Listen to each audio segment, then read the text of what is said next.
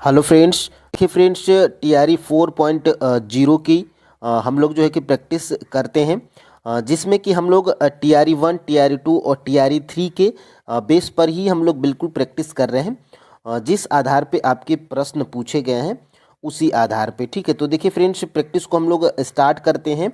और ये प्रश्न आपके कहाँ से बनाए गए हैं, तो फ्रेंड्स देखिएगा, आपके बिहार एससीईआरटी और एनसीईआरटी बुक्स से ये प्रश्न जो है कि बनाया गया है, ठीक है। तो वीडियो में लास्ट तक बने रहिएगा और इस प्रैक्टिस को हम लोग स्टार्ट करते हैं। देखिएगा, दिल्ली दरबार के संबंध में कौन सा कथन सत्य है।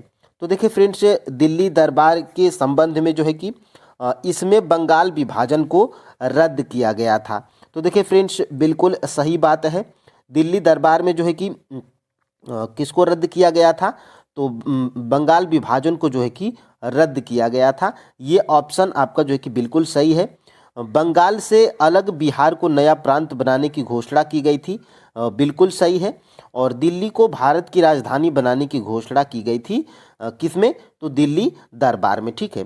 तो देखिए फ्रेंड्स, दिल्ली दरबार सबसे पहले हुआ कब था, तो दिल्ली दरबार जो है कि आपके 1900 जो है कि 11 में ये आपका जो है कि दिल्ली दरबार होता है, ठीक है। और यहाँ पर ये प्रश्न आपका जो है कि टीआरई 3 में पूछा गया था कि बंगाल विभाजन को किस गवर्नर जनरल के कार्यकाल में रद्द किया गया था, तो लॉर्ड हार्डिंग द्वितीय के कार्यकाल में जो है कि रद्द किया गया था, ठीक है। तो ये प्रश्न आपका जो है कि पूछा गया था।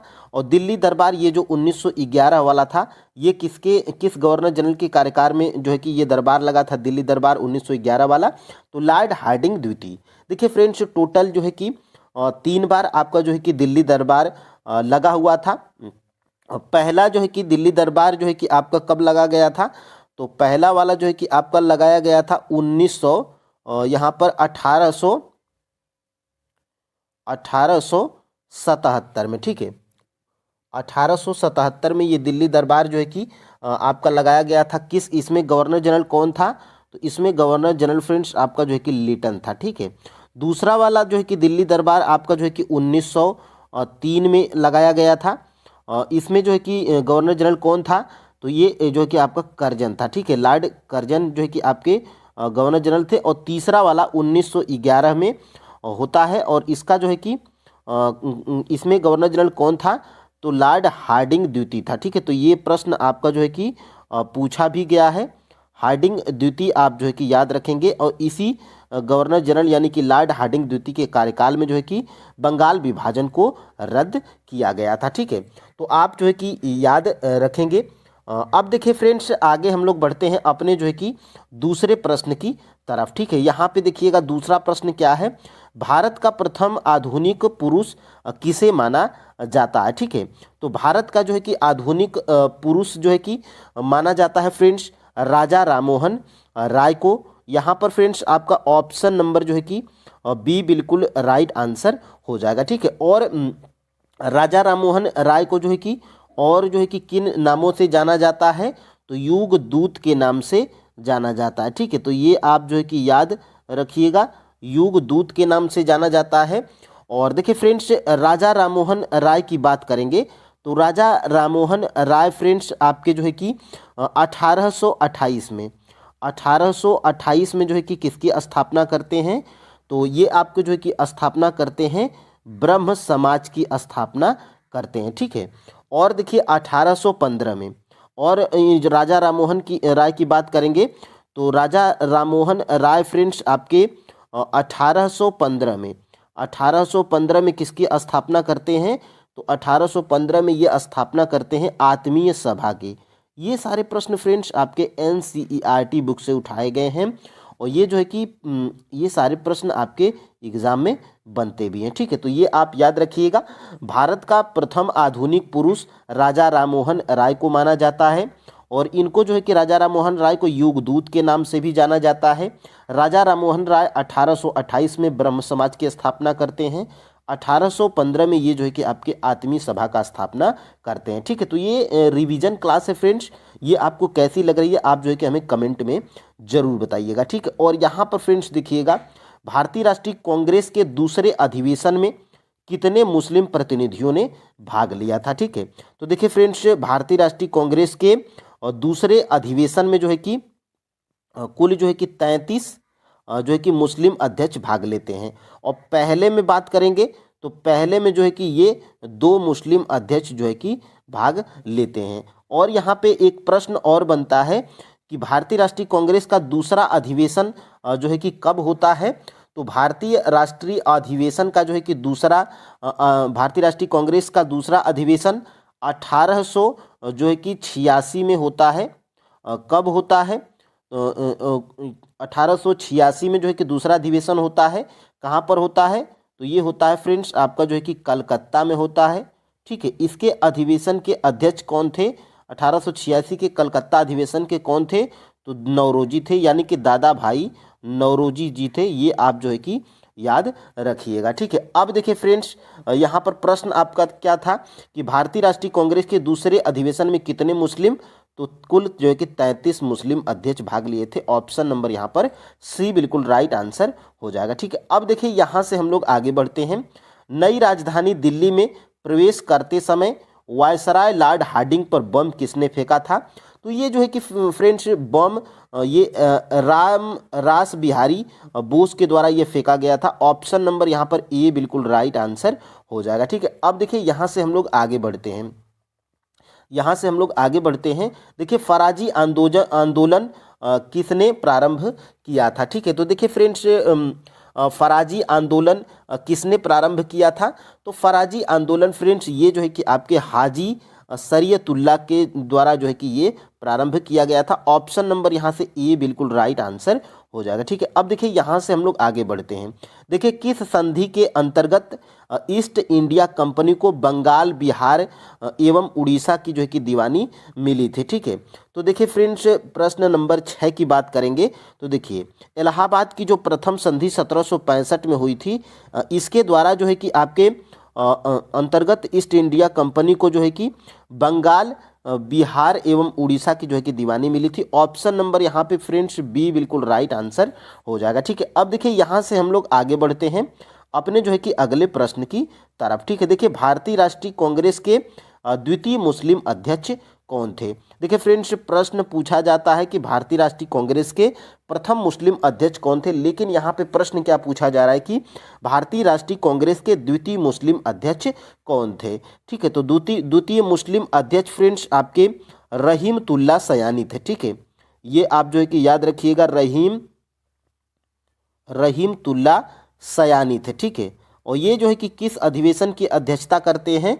1896 में जो है कि कलकत्ता अधिवेशन की अध्यक्षता करते हैं।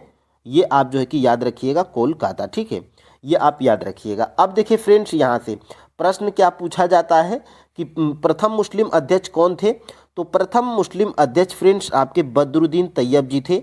यहाँ पर जो है कि आपका प्रथम मुस्लिम कौन थे? बदरुद्दीन तैयब जी थे। ऑप्शन नंबर यहाँ से जो है कि यहाँ से प्रथम मुस्लिम अध्यक्ष कौन थे? तो ये आपके जो है कि बदरुद्दीन तैयब जी थे, प्रथम मुस्लिम अध्यक्ष थे। ठीक है, और ये बदरुद्दीन तैयब जी फ्रेंड्स आपके किस अधिवेशन की अध्यक्षता करते हैं? तो 1887 के जो है कि अध्यक्षता करते हैं। ये आपका होता कहाँ पर है? तो ये आपका जो है कि मद्रास में होता है। अब देखिए फिर से कंफ्यूज नहीं होना है।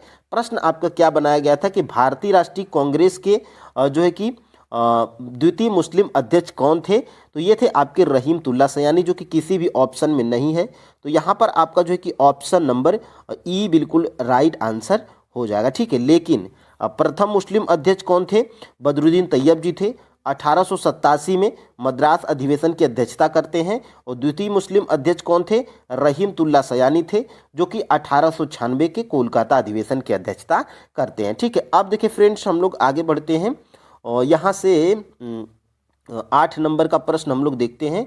कांग्रेस के एक अधिवेशन में एक गवर्नर ने भाग लिया था। उक्त गवर्नर तथा अधिवेशन स्थल निम्न में से कौन सा सही है? ठीक है, तो देखिए फ्रेंड्स, लॉर्ड इरविन कौन सा जो है कि कांग्रेस के अधिवेशन में उक्त अधिवेशन स्थल निम्न में से कौन सा था? ठीक है, तो ये जो है कि आपका फ्रेंड्स यहाँ पे आपका ऑप्शन नंबर जो है कि बी बिल्कुल राइट आंसर हो जाएगा, लॉर्ड वेलिंगटन, बम्बई 1900 जो है कि 15। ठीक है, और इस अधिवेशन की अध्यक्षता कौन करते हैं? 1915 में बम्बई अधिवेशन की अध्यक्षता कौन करते हैं? तो सत्येंद्र प्रसन्न सिन्हा। ठीक है, ये आप याद रखिएगा, सत्येंद्र प्रसन्न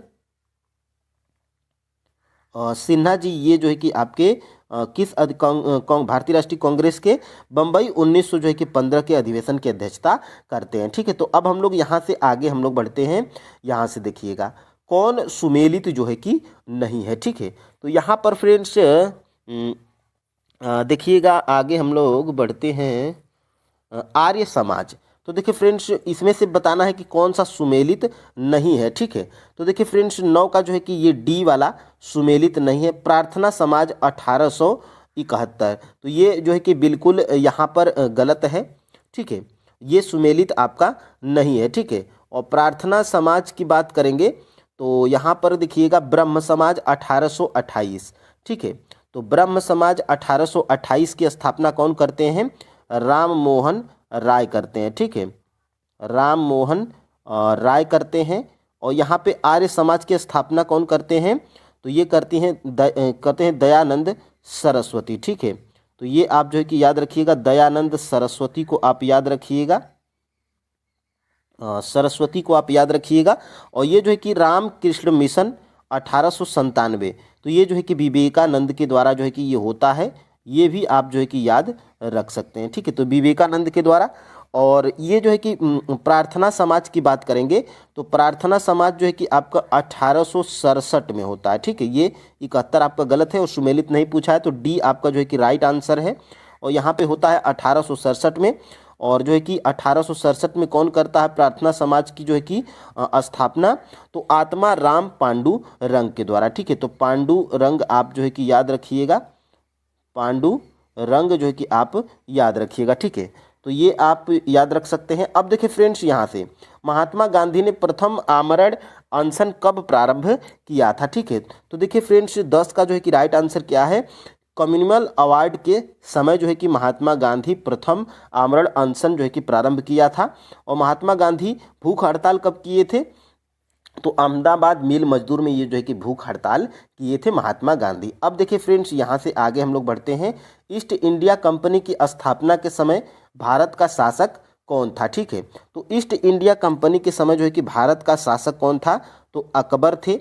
अब देखिए यहाँ से option number C, East India Company की स्थापना कब होती है? तो 1600 ईसा पूर्व में जो है कि इसकी स्थापना होती है। ठीक है, अब देखिए यहाँ से आगे हम लोग बढ़ते हैं।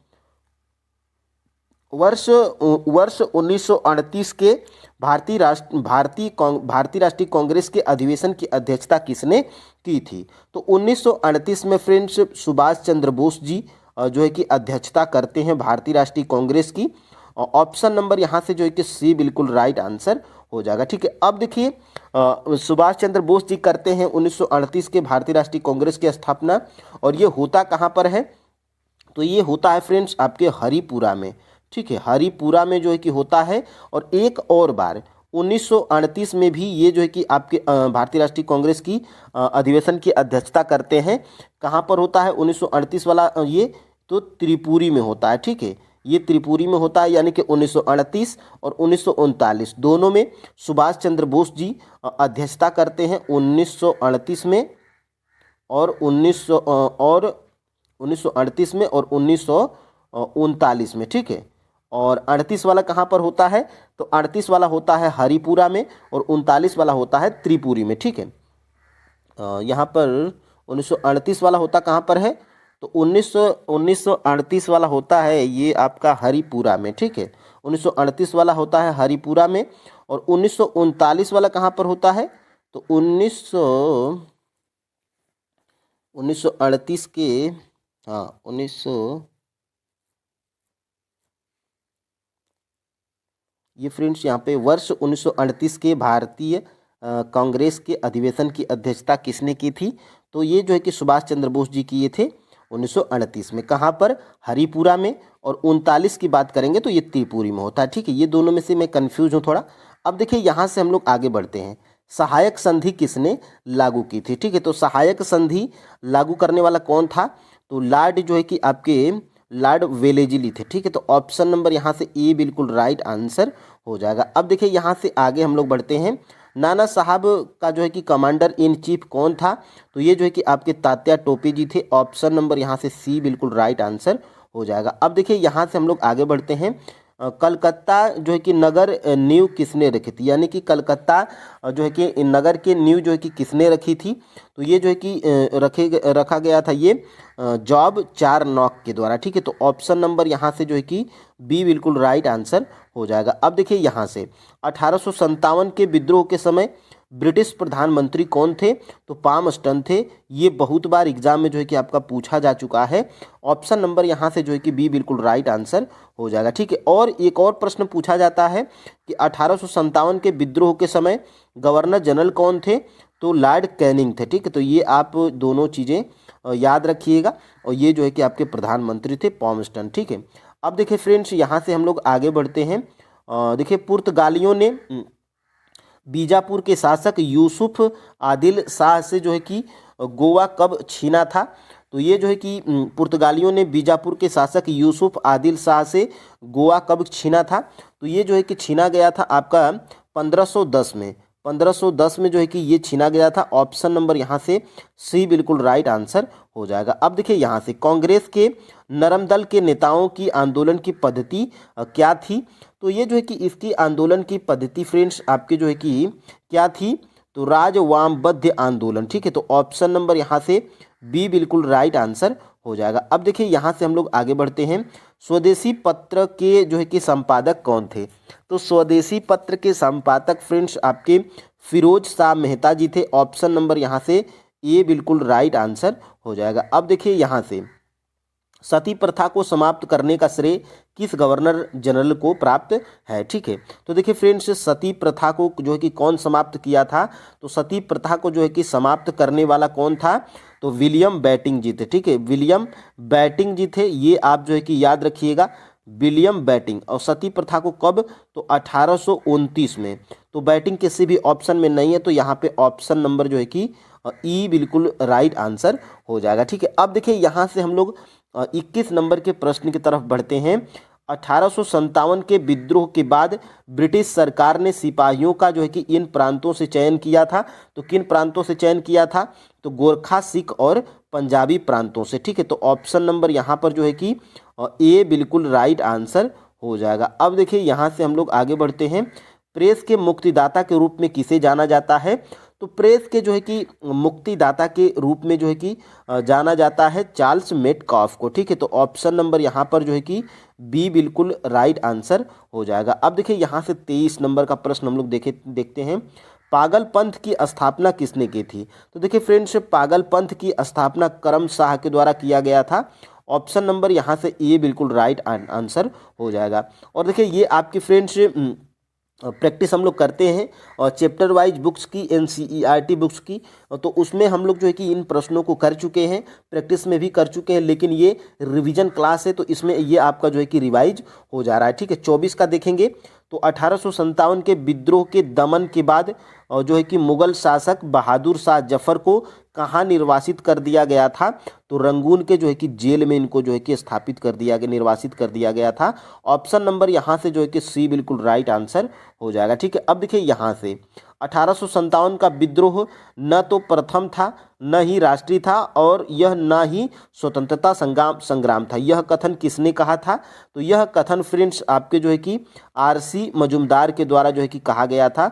ऑप्शन नंबर सी बिल्कुल राइट आंसर हो जाएगा। और देखिए भारतीय 1857 के विद्रोह को यानी कि 1857 की क्रांति को प्रथम स्वतंत्रता संग्राम किसने कहा था?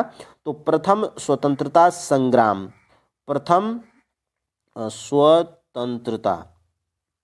स्वतंत्रता संग्राम ये कौन कहा था? तो ये जो है कि कहा गया था फ्रेंड्स आपके जो है कि वीडी सावरकर के द्वारा। ठीक है, तो सावरकर आप जो है कि याद रख सकते हैं। ठीक है, अब देखिएगा यहाँ से आगे हम लोग बढ़ते हैं। बहावी आंदोलन के प्रवर्तक कौन थे? तो बहावी आंदोलन के प्रवर्तक फ्रेंड्स सैयद अहमद जो है कि ये थे, ठीक है, अमरेवली, ठीक है। अब देखिए यहाँ से ऑप्शन नंबर सी बिल्कुल राइट आंसर है।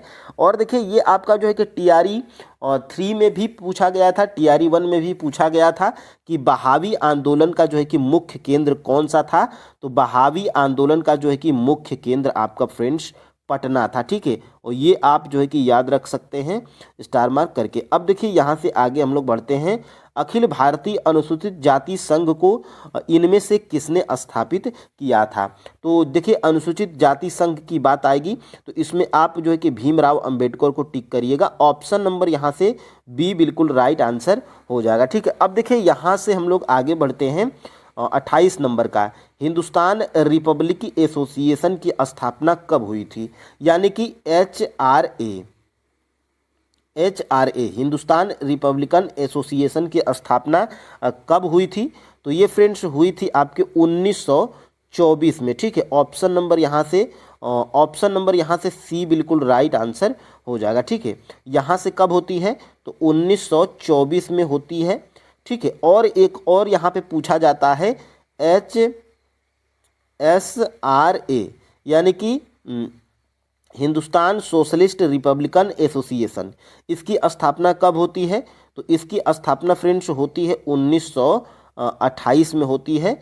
और ये आप जो है कि याद रख सकते हैं, ठीक है। यहाँ से प्रश्न बनता है। अब देखिए यहाँ से हम लोग आगे बढ़ते हैं।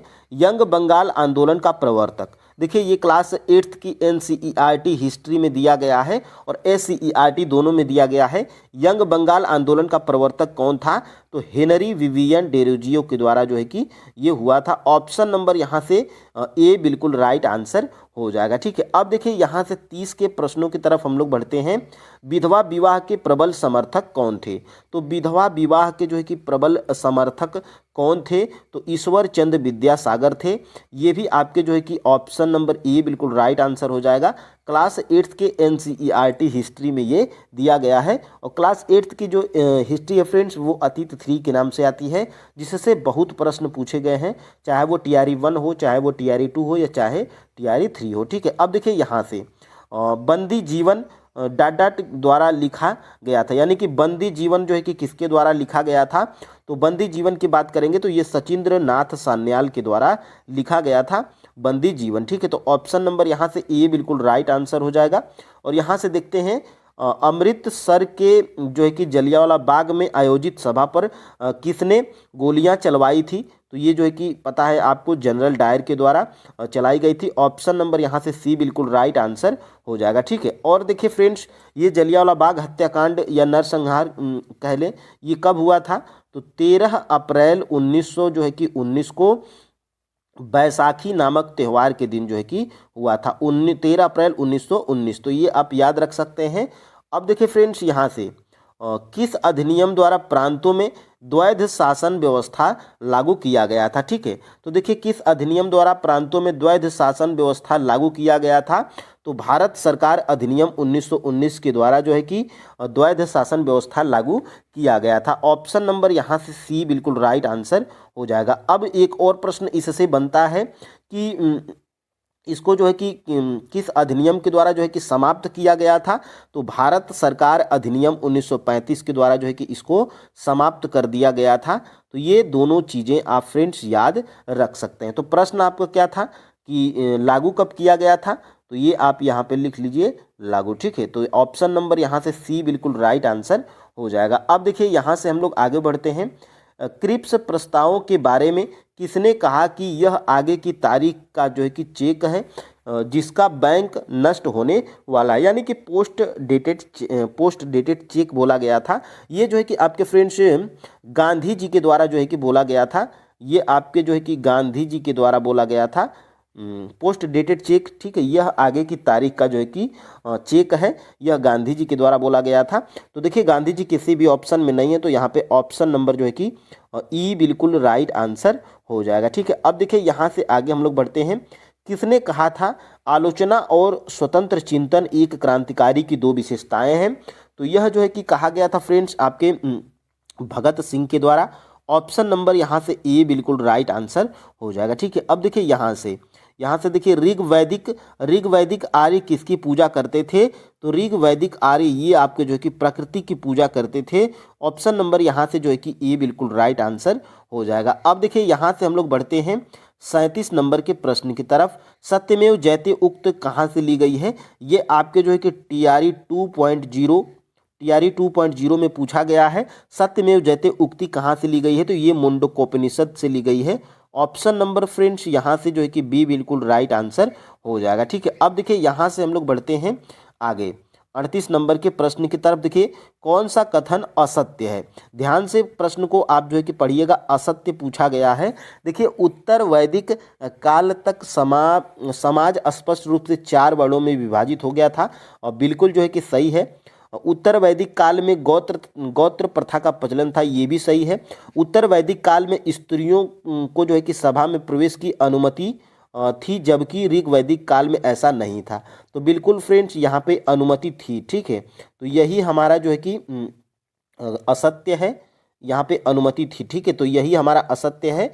ऑप्शन नंबर यहाँ से जो है कि सी बिल्कुल राइट आंसर हो जाएगा। ठीक है, अब देखिए यहाँ से हम लोग 38 का जो है कि हो गया है, अनुमति थी। अब देखिए यहाँ से निष्क्रिय विरोध के सिद्धांत का प्रतिपादन जो है कि किया गया, यानी कि निष्क्रिय विरोध के सिद्धांत का प्रतिपादन जो है कि किया गया था किसके द्वारा? तो ये जो है कि आपके किया गया था फ्रेंड्स अरविंद घोष के द्वारा। ठीक है, ऑप्शन नंबर यहाँ से सी बिल्कुल राइट आंसर हो जाएगा। ठीक है, और इनकी जो है कि पत्रिका कौन थी? अरविंद घोष की जो है कि प्रसिद्ध पत्रिका कौन थी? तो वंदे मातरम। वंदे मातरम आप जो है कि याद रख सकते हैं, वंदे मातरम। ठीक है, तो फ्रेंड्स ये सारी चीज़ें आपके जो है कि एग्जाम में पूछी जाती हैं। अब देखिए यहाँ से किस वेद की रचना गद एवं पद दोनों में की गई है? तो वो फ्रेंड्स वो वेद आपका जो है कि कौन सा है जिसकी रचना गद एवं पद दोनों में की गई है? ठीक है, तो यहाँ पे फ्रेंड्स देखिएगा ये यजुर्वेद है। इसकी जो है कि रचना गद एवं पद दोनों में की गई है। ऑप्शन नंबर यहाँ पे जो है कि बी बिल्कुल राइट आंसर हो जाएगा। और सबसे पुराना वेद कौन है? तो सबसे पुराना जो है कि वेद आपका जो है कि ऋग वेद है। ठीक है, अब देखिए यहाँ से हम लोग आगे बढ़ते हैं। किस शासक की उपाधि कुणिक थी? ये जो है कि मोस्ट इंपॉर्टेंट प्रश्न है, क्योंकि आपकी टीआरई 3.0 9 to 10 वाले में ये प्रश्न पूछा गया है। किस शासक की उपाधि कुणिक थी? तो देखिए फ्रेंड्स ये जो है कि आपके अजात शत्रु की जो है कि उपाधि कुणिक थी। ऑप्शन नंबर यहाँ से ये बिल्कुल राइट आंसर हो जाएगा। और आजाद शत्रु किस वंश का शासक था? तो ये जो है कि आपके हर्यक वंश का जो है कि ये शासक था। ठीक है, तो ये जो है कि आप याद रख सकते हैं। अब देखिए यहाँ से हम लोग आगे बढ़ते हैं। सिकंदर और पोरस के बीच प्रसिद्ध झेलम का युद्ध या हाइडेस्पीज का युद्ध कब हुआ था? तो ये जो है कि हुआ था फ्रेंड्स आपका जो है कि 326 ईसा पूर्व में। ये झेलम नदी के किनारे हुआ था, इसीलिए जो है कि इसका झेलम का युद्ध इसको कहा जाता है। ये सिकंदर और पोरस के बीच हुआ था 326 ईसा पूर्व में। ऑप्शन नंबर यहाँ से सी बिल्कुल राइट आंसर हो जाएगा। अब देखिए यहाँ से जैन धर्म के 24वें तीर्थकार कौन थे? तो जैन धर्म के फ्रेंड्स 24वें तीर्थकार फ्रेंड्स आपके महावीर जी थे। ये आप जो है कि कौन थे? तो ये 24वें तीर्थकर थे। ठीक है, ये 24वें तीर्थकर थे। और 23वां पूछा जाता है, तो 23वां आपका जो है कि ये आपके जो है कि ये पार्श्वनाथ कौन थे? तो ये 23वें तीर्थकर थे। तो यहाँ पे फ्रेंड्स आपका ऑप्शन नंबर जो है कि बी बिल्कुल राइट आंसर हो जाएगा। अब देखिए यहाँ से आगे बढ़ते हैं। कौन सुमेलित नहीं है? तो देखिए फ्रेंड्स 44 का जो है कि प्रार्थना समाज महादेव गोविंद रानडे बिल्कुल सही है। सत्य शोधक समाज की स्थापना ज्योतिबा फूले के द्वारा होता है, बिल्कुल सही है। राधा स्वामी सत्संग शिव दयाल सिंह, ये भी बिल्कुल सही है। और तत्वबोधिनी सभा फ्रेंड्स ये आपके जो है कि ये गलत है। तत्वबोधिनी सभा जो है कि ये आपके देवेंद्र नाथ टैगोर के द्वारा जो है कि होती है। कहाँ पर? ये कलकत्ता में होती है, और ये होती है फ्रेंड्स आपके देवेंद्र नाथ टैगोर के द्वारा। ठीक है, देवेंद्र नाथ ये होती है आपके देवेंद्र नाथ टैगोर के द्वारा होती है। ठीक है, तो ये आप जो है कि याद रख सकते हैं। और यहाँ से 1839 में होती है। ठीक है, 1839 में होती है। तो यहाँ पे सुमेलित नहीं पूछा है, तो बिल्कुल ऑप्शन नंबर जो डी है फ्रेंड्स ये सुमेलित नहीं है। ठीक है, और ये आपका जो है कि आगे हम लोग बढ़ते हैं यहाँ से। देखिए महावीर ने जैन धर्म में पूर्व से प्रतिपादित 4 महाव्रतों में कौन सा 5वां व्रत जोड़ा था। ठीक है, तो 5वां व्रत आपका जो है कि ब्रह्मचर्य को जोड़ा गया था। ऑप्शन नंबर यहाँ से जो है कि सी बिल्कुल राइट आंसर हो जाएगा। अब देखिए यहाँ से निम्नलिखित में से कौन सा सुमेलित नहीं है। ठीक है, तो देखिए अभिनव भारत वीडी सावरकर बिल्कुल सही है। ठीक है, अभिनव भारत बीडी सावरकर बिल्कुल सही है। गदर पार्टी लाला हरदयाल ये भी सही है। और गदर पार्टी की स्थापना कब होती है, तो 1900 जो है कि 13 में होती है। ठीक है, और यहाँ से स्वराज पार्टी की स्थापना CR दास के द्वारा होती है। ये भी जो है कि बिल्कुल सही है। तो इसमें सुमेलित नहीं पूछा गया है, तो इसमें सभी सुमेलित है, तो इसलिए आपका ऑप्शन नंबर जो है कि ई बिल्कुल राइट आंसर हो जाएगा। उपर्युक्त में से कोई नहीं। ठीक है, अब देखिए यहाँ से हम लोग देखते हैं, आगे हम लोग बढ़ते हैं 47 नंबर का प्रश्न। देखिए बौद्ध संगीतियों में कौन सुमेलित नहीं है। ठीक है, तो प्रथम अजात शत्रु, द्वितीय कालाशोक बिल्कुल सही है। और यहाँ पर तृतीय अशोक है। और चतुर्थ, तो चतुर्थ फ्रेंड्स ये हर्षवर्धन नहीं है। चतुर्थ आपका जो है कि कौन है, तो चतुर्थ आपका जो है कि कनिष्क है। ठीक है, ये आप जो है कि याद रख सकते हैं, कनिष्क। और इसका जो है कि मैं आपको 60 भी बताया था। क्या बताया था, ए फिर उसके बाद के, ए और के। ठीक है, तो ये आपका जो है कि आजात शत्रु। ठीक है, और के से जो है कि कालाशोक हो जाएगा, और ए से जो है कि अशोक हो जाएगा, और के से जो है कि आपका कनिष्क हो जाएगा। और सुमेलित नहीं पूछा है, तो ये देखिए चतुर्थ में हर्षवर्धन था, इसलिए आपका जो है कि ऑप्शन नंबर डी बिल्कुल राइट आंसर हो जाएगा। ठीक है, अब देखिए यहाँ से हम लोग आगे बढ़ते हैं।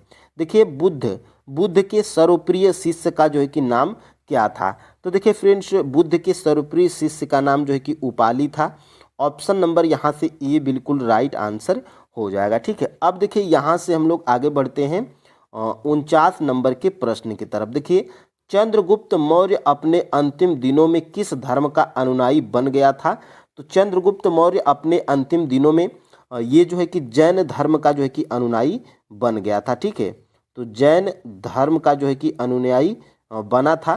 ठीक है, तो जैन धर्म किसी भी ऑप्शन में नहीं है, तो यहाँ पर ऑप्शन नंबर जो है कि ई बिल्कुल राइट आंसर हो जाएगा। ठीक है, अब देखिए आज का लास्ट प्रश्न हम लोग देखेंगे। अशोक के शिलालेखों को सर्वप्रथम किसने पढ़ा था। तो अशोक के जो है कि शिलालेखों को फ्रेंड्स ये जेम्स प्रिसेम के द्वारा पढ़ा गया था। ऑप्शन नंबर जो है कि ए बिल्कुल राइट आंसर हो जाएगा। ठीक है, तो 1857 के विद्रोह को किस उर्दू कवि ने देखा था। ठीक है, तो देखिए फ्रेंड्स 1857 के विद्रोह को जो है कि ये आपका जो है कि मिर्जा गालिब के द्वारा जो है कि देखा गया था। ऑप्शन नंबर यहाँ से बी बिल्कुल राइट आंसर हो जाएगा। ठीक है, ये आपके बीपीएससी प्री 2001 में ये प्रश्न आपका पूछा गया है। अब देखिए फ्रेंड्स आगे हम लोग बढ़ते हैं। यहाँ पर बिरसा को सोते हुए पकड़े गए, यानी कि बिरसा जो है कि बिरसा मुंडा जो थे ये सोते हुए पकड़े गए थे। ये प्रश्न आपका बीपीएससी प्री 2016 में पूछा भी गया है। ये एग्जैक्ट डेट आपके एनसीईआरटी के बुक्स में और एससीईआरटी के बुक्स में दिया गया है। और यहाँ पर फ्रेंड्स ये आपका जो है कि 3 फरवरी 1900 ईस्वी को ये जो है कि सोते हुए बिरसा मुंडा पकड़े गए थे। और इनकी जो है कि फ्रेंड्स मृत्यु की बात की जाएगी, तो बिरसा मुंडा की जो है कि मृत्यु फ्रेंड्स कब हुई थी, तो ये हुई थी फ्रेंड्स आपकी 9 जून 1900 ईस्वी को। ठीक है, कब हुई थी, तो 9 जून और ये 1900 ईस्वी को हुई थी। और इनकी जो है कि मृत्यु भी पूछी जाती क्योंकि बिरसा मुंडा बिहार से संबंधित है। ठीक है, यहाँ पर देखिएगा अगला प्रश्न हमारा क्या है, भारत की क्षेत्रीय सीमा तट से कितने समुद्री मील यानी कि किमी तक समुद्र की ओर फैली है। ठीक है, तो ये आपका जो है कि 12 समुद्री मील यानी कि लगभग 21.9 जो है कि किलोमीटर ये आपका फैला हुआ है। ऑप्शन नंबर यहाँ से जो है कि सी बिल्कुल राइट आंसर हो जाएगा। ठीक है, अब देखिए यहाँ से फ्रेंड्स हम लोग आगे बढ़ते हैं और अपने जो है कि अगले प्रश्न की तरफ। और यहाँ पर फ्रेंड्स आपका अगला प्रश्न क्या है, ब्रह्म समाज के बारे में निम्नलिखित में से कौन से कथन जो है कि सही नहीं है। देखिए फ्रेंड्स, प्रश्न आपका कब गलत होता है, जब आप जो है कि प्रश्न में नहीं शब्द आप या असत्य ये ध्यान नहीं देते हैं। ठीक है, तो देखिए फ्रेंड्स, इसमें असत्य बताना है तो देखिए ऑप्शन नंबर ए क्या है, इसने मूर्ति पूजा का जो है कि विरोध किया था, तो बिल्कुल सही है। ब्रह्म समाज मूर्ति पूजा का विरोध करता था। धार्मिक ग्रंथों की व्याख्या के लिए इसने पुरोहित वर्ग को अस्वीकार किया था, बिल्कुल जो है कि ये सही बात है। और देखिए इसने इस सिद्धांत को लोकप्रिय बनाया कि वेद अचूक है। ठीक है, तो ये फ्रेंड्स ये आपका असत्य है, क्योंकि ये किसके द्वारा बनाया गया था, ये जो है कि बनाया गया था आर्य समाज के द्वारा। ठीक है, ये जो है कि आपके आर्य समाज के द्वारा ये जो है कि बनाया गया था। और ये फ्रेंड्स आपका जो है कि असत्य पूछा गया था, तो ए भी आपका सही है, बी भी आपका सत्य है, और ये जो है कि आपका सी क्या है, असत्य है। ठीक है, तो ऑप्शन नंबर यहाँ से सी बिल्कुल राइट आंसर हो जाएगा। प्रश्न आप जो है कि पढ़िएगा तो ध्यान से, और जो है कि उसमें आपको क्या ध्यान देना होगा, सत्य या असत्य या नहीं, इसको आप जो है कि याद रखेंगे। ठीक है, देखिए निम्नलिखित में से कौन सा विश्व में सुप्रचारित वन्य जीव अभियान है जिसे 1973 में शुरू किया गया था। तो सभी को पता है फ्रेंड्स, प्रोजेक्ट टाइगर ये योजना ये कब प्रारंभ की गई थी, तो 1900 जो है कि 73 में ये प्रारंभ हुई थी। और ये जो है कि बहुत ही सुप्रचारित यानी कि बहुत ही बड़ी जो है कि योजना थी, प्रोजेक्ट टाइगर वाली 1973 वाली। तो ये आप जो है कि याद रखिएगा। और एक और प्रश्न जो है कि पूछा जाता है, प्रोजेक्ट टाइगर तो आपने जान लिया, प्रोजेक्ट जो है कि हाथी, ठीक है, या प्रोजेक्ट एलिफेंट इसको कह लीजिए। ठीक है, प्रोजेक्ट हाथी इसको आप जो है कि लिखिएगा। ये प्रोजेक्ट हाथी वाली योजना थी, ये जो है कि कब प्रारंभ की गई थी, तो ये आपका फ्रेंड्स 1992 में ये जो है कि प्रारंभ की गई थी, जो कि महत्वपूर्ण है। ठीक है, और यहाँ पर फ्रेंड्स आगे हम लोग बढ़ेंगे। ठीक है, यहाँ से देखिएगा अगला प्रश्न क्या है, यहाँ से बांग्लादेश की सीमा से लगे भारत के राज्य, मोस्ट इंपोर्टेंट प्रश्न है टीआरई 3.0 में। ऐसा एक प्रश्न आपको जो है कि देखने को मिला था कि किस जो है कि भारत का जो है कि कौन सा वो राज्य है जिसकी सबसे लंबी सीमा तट रेखा है, तो वो प्रश्न आपका पूछा गया था। और यहाँ पे ये प्रश्न क्या पूछा जा रहा है कि बांग्लादेश की सीमा से लगे भारत के राज्य। ठीक है, तो देखिए फ्रेंड्स, बांग्लादेश से जो है कि देखिए मेघालय, असम, पश्चिम बंगाल, त्रिपुरा और मिजोरम, ये क्या है, ये बांग्लादेश की सीमा से लगे वो भारत के राज्य हैं। ऑप्शन नंबर फ्रेंड्स यहाँ से सी बिल्कुल राइट आंसर हो जाएगा। और यहाँ से ये देखिएगा बांग्लादेश है, ये बांग्लादेश है। देखिए यहाँ पे आपका जो है कि पश्चिम बंगाल दिख रहा है। ठीक है, पश्चिम बंगाल के बाद यहाँ पे देखिएगा यहाँ पे मेघालय भी दिख रहा है। ठीक है, तो इसी तरीके से फ्रेंड्स ये आपके हैं। और यहाँ से देखिएगा आगे हम लोग बढ़ते हैं, यहाँ से देखिएगा यहाँ से आगे हम लोग बढ़ते हैं। देखिए निम्नलिखित में से किस ग्रह का घनत्व तो सबसे कम है। ठीक है, तो देखिए फ्रेंड्स किस ग्रह का घनत्व तो सबसे कम है, तो ये ऑप्शन के मुताबिक हम लोग जो है कि प्रश्न को बता रहे हैं। यहाँ पे सबसे कम घनत्व जो है कि किसका है, तो सबसे कम घनत्व जो है कि यहाँ पे आपका शनि ग्रह का दिखाई दे रहा है। ऑप्शन नंबर यहाँ से फ्रेंड्स यहाँ पे ऑप्शन नंबर डी बिल्कुल राइट आंसर हो जाएगा। और यहाँ पे सबसे ज़्यादा घनत्व किसका है, तो सबसे ज़्यादा घनत्व फ्रेंड्स आपका जो है कि पृथ्वी का है। सबसे ज़्यादा घनत्व किसका है, तो सबसे ज़्यादा घनत्व आपका पृथ्वी का है। ठीक है, अब देखिए यहाँ से हम लोग आगे बढ़ते हैं। यहाँ से एक और प्रश्न पूछा गया था और टीआरई 3.0 में देखिए भारतीय मानक समय यामोत्तर नहीं गुजरती है।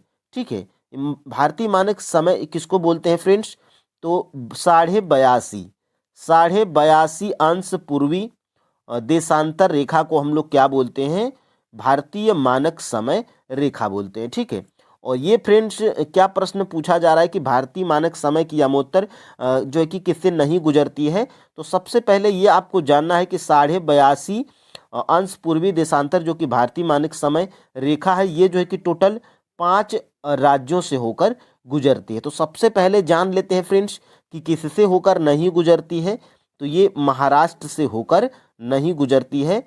ऑप्शन नंबर फ्रेंड्स यहाँ से सी बिल्कुल राइट आंसर हो जाएगा। और यहाँ से फ्रेंड्स प्रश्न को अगर हम लोग देखने का प्रयास करिएगा तो देखिए ये 5 राज्य कौन कौन से हैं। ये 5 राज्य फ्रेंड्स आपके कौन कौन से हैं जिससे 82.5 यानी कि मानक यामोत्तर रेखा गुजरती है। ठीक है, तो वो 5 राज्य फ्रेंड्स यहाँ पे देखिएगा शॉर्टकट में हम लोग लिखेंगे। उत्तर प्रदेश हो गया, फिर उसके बाद जो है कि मध्य प्रदेश हो गया। ठीक है, मध्य प्रदेश हो गया। मध्य प्रदेश के बाद फ्रेंड्स ये आपका जो है कि छत्तीसगढ़ भी है इसमें। ये आपका जो है कि इसमें छत्तीसगढ़ भी है। ठीक है, छत्तीसगढ़ भी है। फिर उसके बाद फ्रेंड्स इसमें क्या है, उड़ीसा भी है। ठीक है, इसमें जो है कि आपका उड़ीसा भी है। फिर उसके बाद क्या है, आंध्र प्रदेश है। ठीक है, तो ये आपका जो है कि याद रखना है, आंध्र प्रदेश। ठीक है, यहाँ पे ये आपको जो है कि दिखाई भी दे रहा होगा। देखिए ये 82.5 अंश है और यहाँ पे ये 5 राज्य आपको दिखाई दे रहे होंगे, उत्तर प्रदेश, मध्य प्रदेश, छत्तीसगढ़, उड़ीसा और आंध्र प्रदेश। ये 82.5 अंश जो पूर्वी देशांतर मानक रेखा है भारतीय की, ये जो है कि 5 राज्यों से होकर गुजरती है। और प्रश्न आपको क्या था, अगर आप ध्यान नहीं देंगे तो इसमें नहीं, अगर आप ध्यान नहीं देंगे फ्रेंड्स तो इसमें आप आंध्र प्रदेश और छत्तीसगढ़ देखेंगे, ऑप्शन नंबर डी को टिक करके चले जाएंगे और एक नंबर आपका आसानी से गलत हो सकता है, तो आपको ध्यान रखना है। ठीक है, अब देखिए फ्रेंड्स आगे हम लोग बढ़ते हैं। यहाँ से अपने निम्नलिखित में से कहाँ प्रवाल भित्तियाँ नहीं पाई जाती हैं। देखिए फ्रेंड्स प्रवाल भित्तियाँ कहाँ पर जो है कि नहीं पाई जाती हैं, तो ये सुंदर वन में जो है कि प्रवाल भित्तियाँ नहीं पाई जाती हैं। ऑप्शन नंबर यहाँ पे फिलहाल सी बिल्कुल राइट आंसर है। और ये फ्रेंड्स आपका जो है कि सुंदर वन किसके लिए प्रसिद्ध है, तो सुंदर वन फ्रेंड्स ये जो है कि आपका मैंग्रोव वन के लिए प्रसिद्ध है। ठीक है, अब देखिए यहाँ पे आगे हम लोग बढ़ते हैं अपने फ्रेंड्स अगले प्रश्न की तरफ। देखिए भारत का जो सुदूर बिंदु है यानी कि दक्षिणतम बिंदु इंदिरा पॉइंट ये जो है कि आपका कहाँ पर है, तो ये जो है कि आपका इंदिरा पॉइंट है। मैंने जो है कि आंसर ही यहाँ पे बोल दिया था, ऑप्शन नंबर यहाँ से सी बिल्कुल राइट आंसर, यानी कि सुदूर बिंदु कौन है, इंदिरा पॉइंट है। और इंदिरा पॉइंट फ्रेंड्स कहाँ पर है, तो इंदिरा पॉइंट आपका जो है कि अंडमान निकोबार में है। ये आपको जो है कि याद रखना है। ठीक है, तो ये कहाँ पर है, ये आपका जो है कि अंडमान में है। ठीक है, अंडमान निकोबार में। ठीक है, ये फ्रेंड्स देखिए रिवीजन क्लास है, इसलिए मैं जो है कि इसमें लिखता हूँ कि आपको भी आसानी हो जाए। अगर आप फ्रेंड्स ईयरफोन लगा के बढ़िया तरीके से अगर बिल्कुल वीडियो को फास्ट मत करिएगा, आराम से अगर सुनेंगे तो आधे या 35 मिनट में लगभग आपका जो है कि अच्छा रिवीजन हो जाएगा। और ये टॉप लेवल के प्रश्न हैं, ये सभी प्रश्न मैं NCERT बुक्स में पढ़ाया भी हूँ और यहाँ पे हम लोग रिवीजन कर रहे हैं। ठीक है, देखिए फ्रेंड्स यहाँ पे सागौन, साल, चंदन महत्वपूर्ण प्रजातियाँ हैं, यानी कि ये प्रश्न आपका किस में पूछा गया है, तो 6 to 8 में SST के जियोग्राफी वाले पोर्शन में ये प्रश्न आपका पूछा गया है। और मैं आपको क्लास जो है कि 9th के NCERT जियोग्राफी में ये प्रश्न मैं आपको बताया भी हूँ। सागौन, साल, चंदल ये जो महत्वपूर्ण प्रजातियाँ कहाँ की हैं, तो ये जो है कि महत्वपूर्ण प्रजातियाँ फ्रेंड्स उष्ण कटिबंधीय पर्णपाती वन की हैं। ठीक है, देखिए उष्ण कटिबंधीय पर्णपाती वन में फ्रेंड्स कितनी वर्षा होती है, तो 70 से लेकर जो है कि 200 सेंटीमीटर तक की यहाँ पर वर्षा होती है। ठीक है, और ये जो है कि इसको हम लोग क्या बोलते हैं, तो मानसूनी वन भी बोलते हैं। ठीक है, उष्ण कटिबंधीय इसको हम लोग क्या बोलते हैं, इसको हम लोग बोलते हैं मानसूनी वन भी बोलते हैं। ठीक है, मानसूनी वन भी इसको हम लोग बोलते हैं। ठीक है, अब देखिए यहाँ से हम लोग आगे बढ़ते हैं। देखिए फ्रेंड्स यहाँ से निम्नलिखित में से कौन नवीकरणीय संसाधनों का एक उदाहरण है, तो नवीकरणीय में यहाँ पे आपको सौर ऊर्जा दिखाई दे रहा होगा। ऑप्शन नंबर फ्रेंड्स यहाँ से ए बिल्कुल राइट आंसर हो जाएगा। ठीक है, और यहाँ पे हम लोग बढ़ेंगे अपने जो है कि अगले प्रश्न की तरफ। देखिए फ्रेंड्स मैं वीडियो को ज़्यादा लॉन्ग नहीं करना चाहता हूँ, ताकि फ्रेंड्स इतने में ही आपके लगभग ये 50 प्रश्न होते हैं, लेकिन इसमें अगर ये मानिए तो एक ऑप्शन में हम लोग 2 या 3 जानकारियाँ लेते हैं, तो लगभग ये आपके 100 से 150 प्रश्नों की यहाँ पे अभ्यास हो जाता है। ठीक है, और यहाँ पे देखिएगा निम्नलिखित में से किस मिट्टी को स्वतः जुताई वाली मिट्टी कहा जाता है। ठीक है, तो स्वतः जुताई वाली मिट्टी इसको फ्रेंड्स हम लोग काली मिट्टी को बोलते हैं। ऑप्शन नंबर यहाँ से ए बिल्कुल राइट आंसर हो जाएगा। और इस जो है कि काली मिट्टी को हम लोग क्या बोलते हैं, तो काली मिट्टी को हम लोग फ्रेंड्स रेगुर मिट्टी के नाम से भी जानते हैं। ये आपका प्रश्न पूछा गया है। ठीक है, और इस जो है कि काली मिट्टी में किसका अधिक जो है कि उत्पादन होता है, तो कपास का जो है कि उत्पादन अधिकतम होता है। ठीक है, और इसे हम काली मिट्टी को हम लोग कपास मिट्टी भी बोलते हैं। ठीक है, अब देखिए यहाँ से आगे हम लोग बढ़ते हैं। देखिएगा यहाँ से, वे चट्टानें जिसमें जीवाश्म होते हैं क्या कहलाते हैं। ठीक है, यानी कि ये आपका जो है कि तलछटी चट्टानें होती हैं फ्रेंड्स, जिसमें जीवाश्म होते हैं। यहाँ पे ऑप्शन नंबर ए बिल्कुल राइट आंसर हो जाएगा। और ये मैं आपको शायद क्लास 7th के NCERT ज्योग्राफी के बुक में पढ़ाया था। ठीक है, अब देखिए यहाँ से देखिएगा अपना अगला प्रश्न क्या है। निम्नलिखित में से कौन सी दशा या दशाएं चाय की कृषि के लिए आवश्यक नहीं पूछा है। देखिए फ्रेंड्स ध्यान से देखिएगा, नहीं पूछा गया है। और यहाँ से देखिए उष्ण कटिबंधीय और उपोष्ण जलवायु, तो ये फ्रेंड्स आपका जो है कि क्या है, ये चाय के लिए उपयुक्त है। उष्ण कटिबंधीय और उपोष्ण जलवायु को जरूरत होती है। 150 सेंटीमीटर से 250 सेंटीमीटर परास वाली वर्षा, ये भी चाय की खेती के लिए आवश्यक है।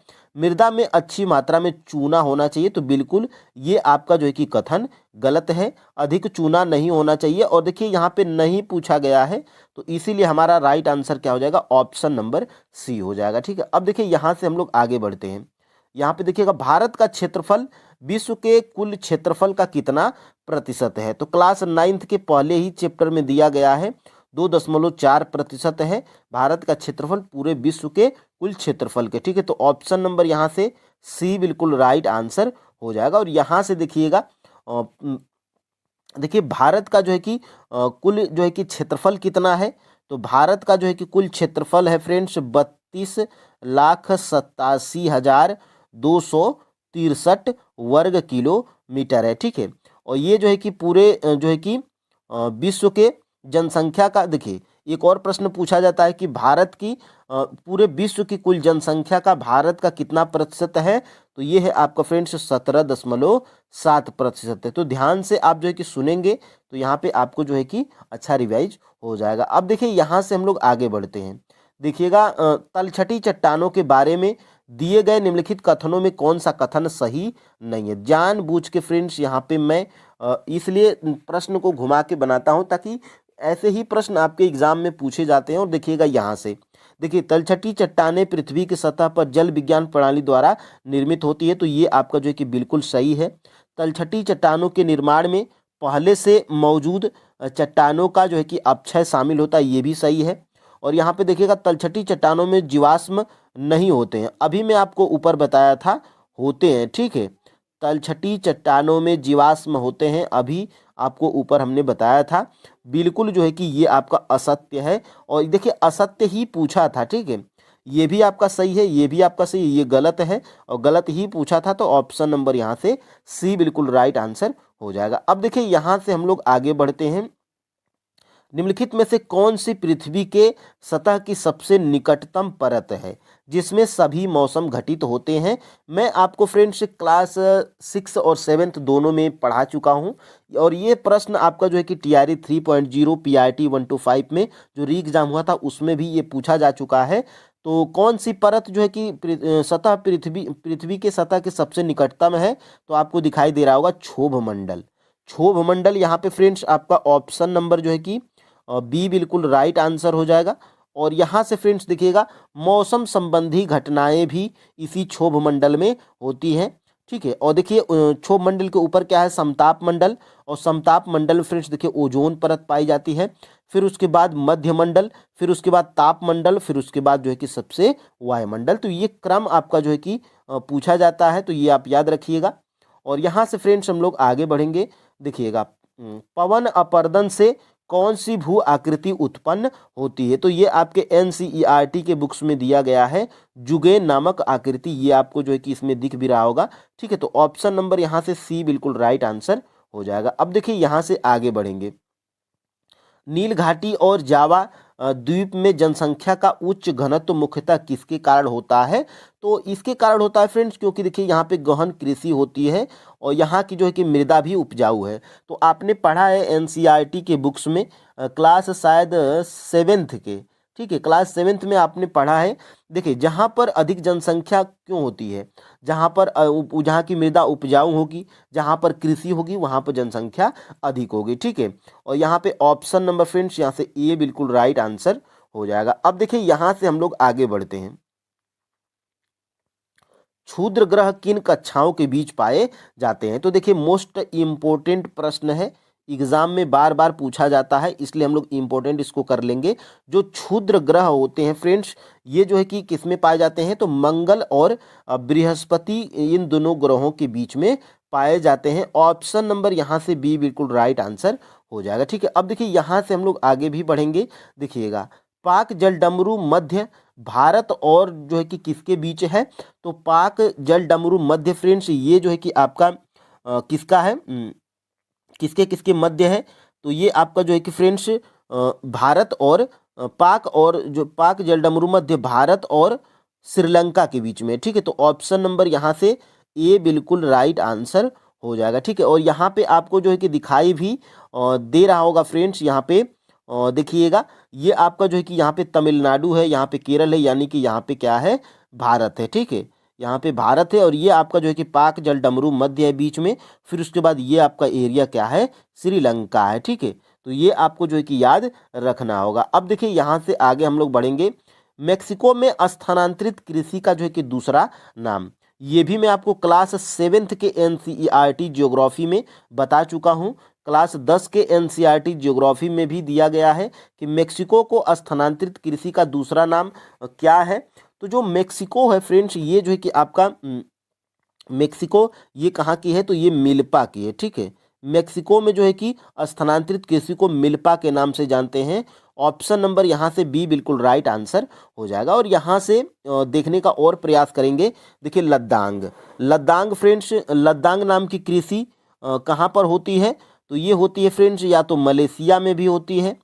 ठीक है, ये आपका जो है कि मलेशिया में भी होती है और इंडोनेशिया में भी होती है। ठीक है, ये आपके बुक में दिया गया है इंडोनेशिया। ठीक है, और ये चेना नाम की कृषि कहाँ पर होती है, तो ये श्रीलंका में होती है। स्थानांतरित कृषि को जो है कि बोलते हैं चेना, जो श्रीलंका में बोलते हैं।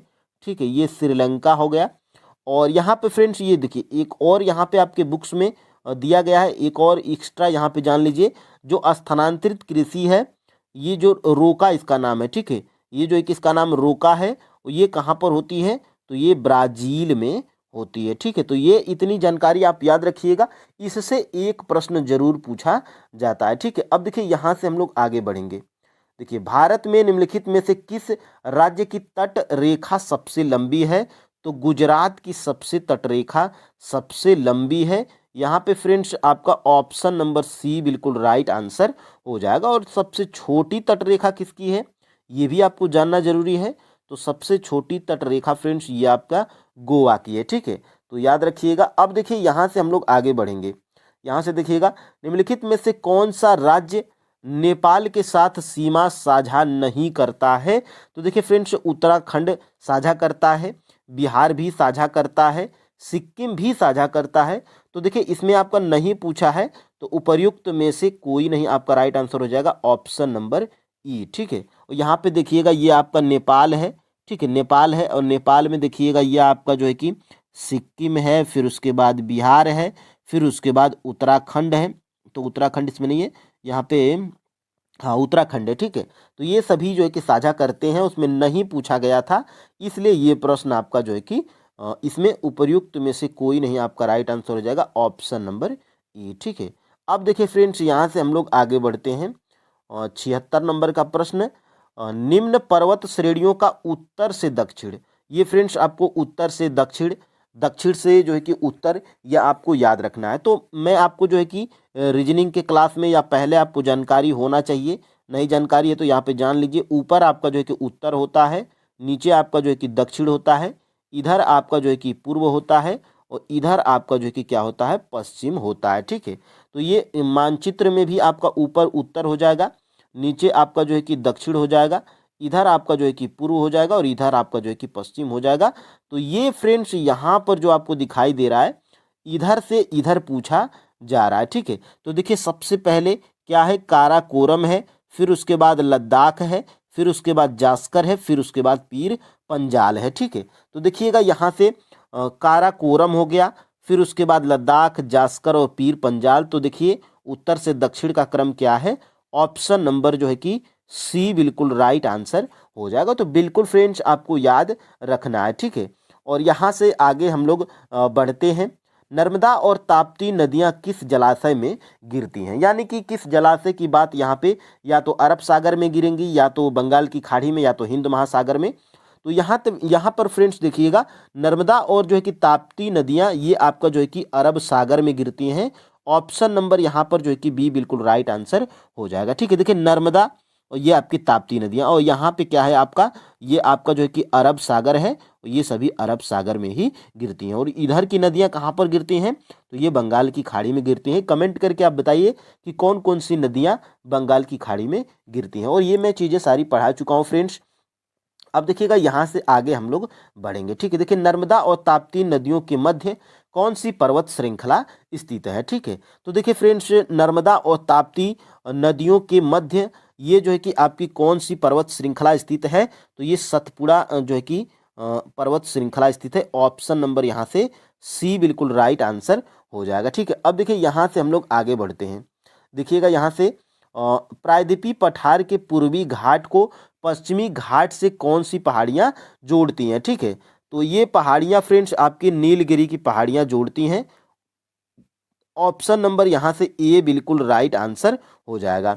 और फ्रेंड्स देखिएगा, एक और प्रश्न मैं आपको पढ़ा चुका हूँ क्लास 9th के NCERT जियोग्राफी में, कि नीलगिरी पहाड़ी की सबसे ऊंची चोटी कौन सी है। तो सबसे ऊंची चोटी फ्रेंड्स आपकी डोडा बेटा है। ठीक है, तो ये भी आपको जो है कि याद रखना है फ्रेंड्स, क्योंकि ये प्रश्न जो है कि पूछा भी आपका गया है। ठीक है, अब देखिए यहाँ से हम लोग आगे बढ़ेंगे। देखिएगा, भारत का कौन सा national park olive Ridley turtle के लिए जो है कि प्रसिद्ध है। ठीक है, तो ये आपके NCERT बुक्स में दिया गया है। ये जो है कि भीतरकनिका नेशनल पार्क के लिए स्थित है। ऑप्शन नंबर यहाँ पर बी बिल्कुल राइट आंसर हो जाएगा। और ये कहाँ पर है, तो ये आपका जो है कि उड़ीसा राज्य में स्थित है। ठीक है, तो ये आप जो है कि याद रखिएगा। और देखिए फ्रेंड्स, यहाँ से हम लोग आगे भी बढ़ेंगे अपने जो है कि अगले प्रश्न की तरफ। और यहाँ से अगला प्रश्न आपका जो है कि क्या है, देखिएगा अगला प्रश्न क्या है, भारत में संसदीय प्रणाली की सरकार है क्योंकि, यानी कि भारत में संसदीय प्रणाली की जो है कि सरकार है क्योंकि, क्यों पूछा जा रहा है, क्योंकि फ्रेंड्स यहाँ पर मंत्री परिषद लोकसभा के प्रति उत्तरदायी होता है। ठीक है, तो यही ऑप्शन आपका सही है। और ये मैं प्रश्न आपके BPSC से उठाया हूँ। ठीक है, ये आपका जो है कि प्रश्न BPSC से उठाया हूँ, ये BPSC में पूछा गया है। Option number C. और ये फ्रेंड्स आपका जो है कि ये संसदीय प्रणाली, ये व्यवस्था कहाँ के संविधान से उठाई गई है, तो ये जो है कि आपके ब्रिटेन के जो है कि या ये कहाँ से उठाई गई है, तो ये ब्रिटेन के संविधान से जो है कि उठाई गई है। ठीक है, तो ये भी आपको याद रखना है।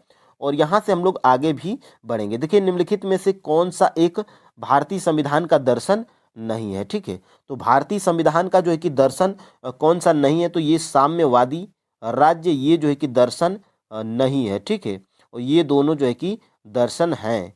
तो यहाँ पे नहीं पूछा है, तो आपका ऑप्शन नंबर जो है कि सी बिल्कुल राइट आंसर हो जाएगा। ठीक है, अब देखिए यहाँ से हम लोग आगे भी बढ़ेंगे। और देखिएगा, उष्णकटिबंधीय घास के मैदानों को इस नाम से जाना जाता है कहाँ पर। ठीक है, तो ये उष्णकटिबंधीय घास के मैदानों को सवाना के नाम से जाना जाता है।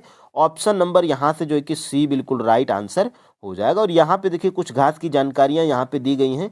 देखिए, उष्णकटिबंधीय घास के मैदानों को देखिए, सेल्वास क्या है, अमेजन बेसिन में, सवाना पूर्वी अफ्रीका, केनिया और तंजानिया में, लानोज वेनेजुएला में, पार्कलैंड ऑस्ट्रेलिया में, और कैंपास जो है कि ब्राजीलियन उच्च भूमि में। तो ये आपको जो है कि याद रखना है। और यहाँ से फ्रेंड्स हम लोग आगे भी बढ़ेंगे। भारत में राजनीतिक सत्ता का प्रमुख स्रोत है। ठीक है, तो देखिए फ्रेंड्स, भारत में राजनीतिक सत्ता का प्रमुख स्रोत कौन है, तो जनता है। ठीक है, क्योंकि यहाँ पे वोट डाले जाते हैं, इसलिए महत्वपूर्ण है। ऑप्शन नंबर यहाँ से ए बिल्कुल राइट आंसर हो जाएगा। ठीक है, अब देखिए यहाँ से हम लोग आगे बढ़ते हैं। देखिएगा, भारतीय गैंडा किस राष्ट्रीय उद्यान में पाया जाता है, ये मैं आपको NCERT के बुक्स में पढ़ा दिया हूँ, क्लास 10th में शायद। ठीक है, कि भारतीय गैंडा किस राष्ट्रीय उद्यान में स्थित है। तो भारतीय गैंडा जो है कि ये आपका जो है कि काजीरंगा राष्ट्रीय उद्यान, ये जो है कि गैंडे के लिए प्रसिद्ध है। और काजीरंगा राष्ट्रीय उद्यान कहाँ पर है, तो ये आपका जो है कि असम राज्य में है। ठीक है, तो ऑप्शन नंबर यहाँ पर फ्रेंड्स बी बिल्कुल राइट आंसर हो जाएगा।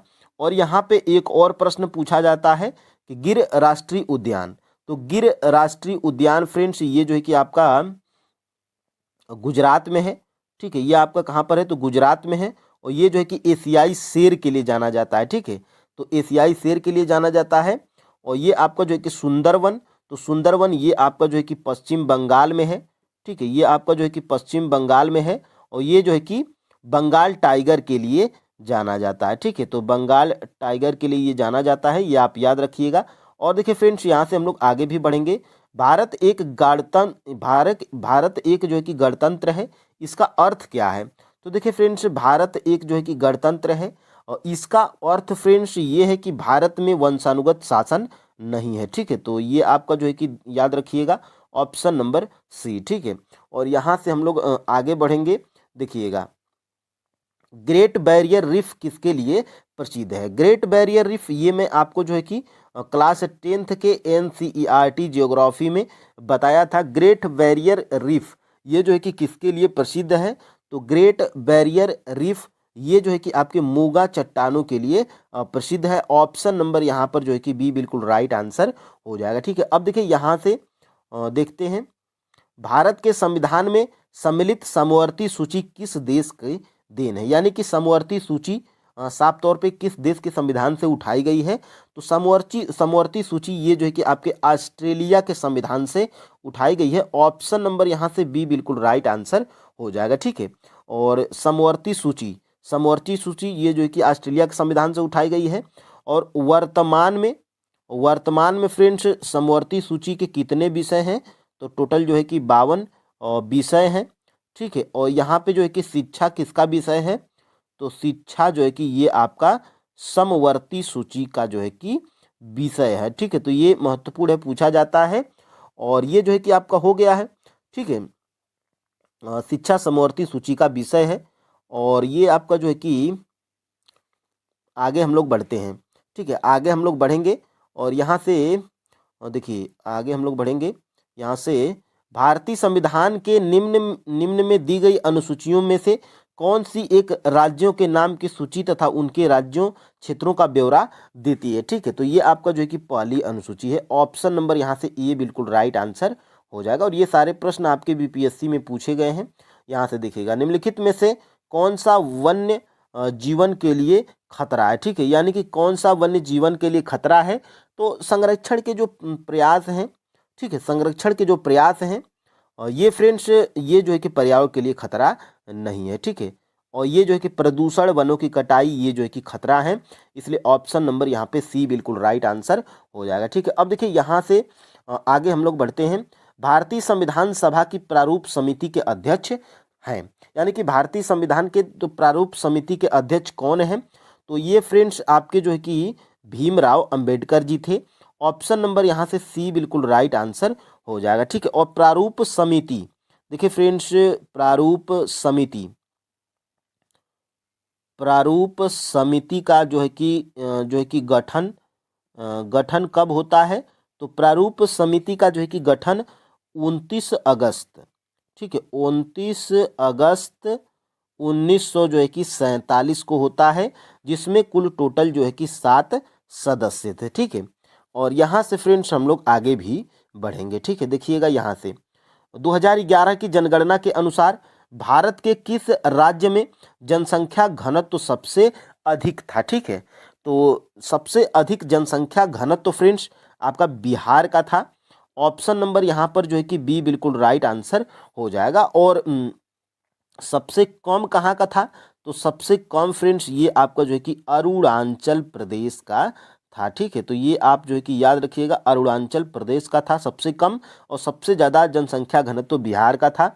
ऑप्शन नंबर यहाँ पे जो है कि बी बिल्कुल राइट आंसर आपका हो रहा है। ठीक है, और यहाँ से हम लोग आगे भी बढ़ेंगे। देखिए, निम्नलिखित में से किस संशोधन द्वारा 6 से 14 वर्ष की आयु के सभी बच्चों को निःशुल्क और अनिवार्य शिक्षा को मौलिक अधिकार बनाया गया था? तो 86वें संविधान संशोधन के तहत जो है कि 6 से 14 वर्ष के बच्चों को निःशुल्क शिक्षा का प्रावधान है। ठीक है, निःशुल्क शिक्षा का जो है कि प्रावधान है। और यहाँ से फ्रेंड्स ये जो है कि आपके किस आर्टिकल में है? तो ये जो है कि 21A में है। ठीक है, तो ये प्रश्न आप जो है कि याद रखिएगा। और यहाँ से हम लोग आगे भी बढ़ेंगे। देखिएगा, निम्नलिखित में से कौन सा कथन भारत के संविधान की चौथी अनुसूची का जो है कि सही वर्णन करता है। ठीक है, तो चौथी अनुसूची का सही वर्णन ये जो है कि आपका कौन कौन करता है, तो राज्यसभा में राज्यों और केंद्र शासित प्रदेशों के लिए जो है कि सीटों के आवंटन का जो है कि संबंध में प्रावधान, ये जो है कि चौथी अनुसूची का सही वर्णन कर रहा है। ठीक है, और ये दोनों नहीं कर रहे हैं, तो ऑप्शन नंबर यहाँ से सी बिल्कुल राइट आंसर हो जाएगा। ठीक है, अब देखिए यहाँ से भारत के नियंत्रक एवं महालेखा परीक्षक द्वारा जो है कि निम्नलिखित भारत के नियंत्रक और महालेखा परीक्षक द्वारा निम्नलिखित में से कौन सा कर्तव्य नहीं निभाया जाता है। ठीक है, तो इसमें ये जो है कि आपका नहीं निभाया जा रहा है, क्योंकि ये प्रश्न पूछा गया, इसलिए डायरेक्टली मैं आंसर बता दे रहा हूँ।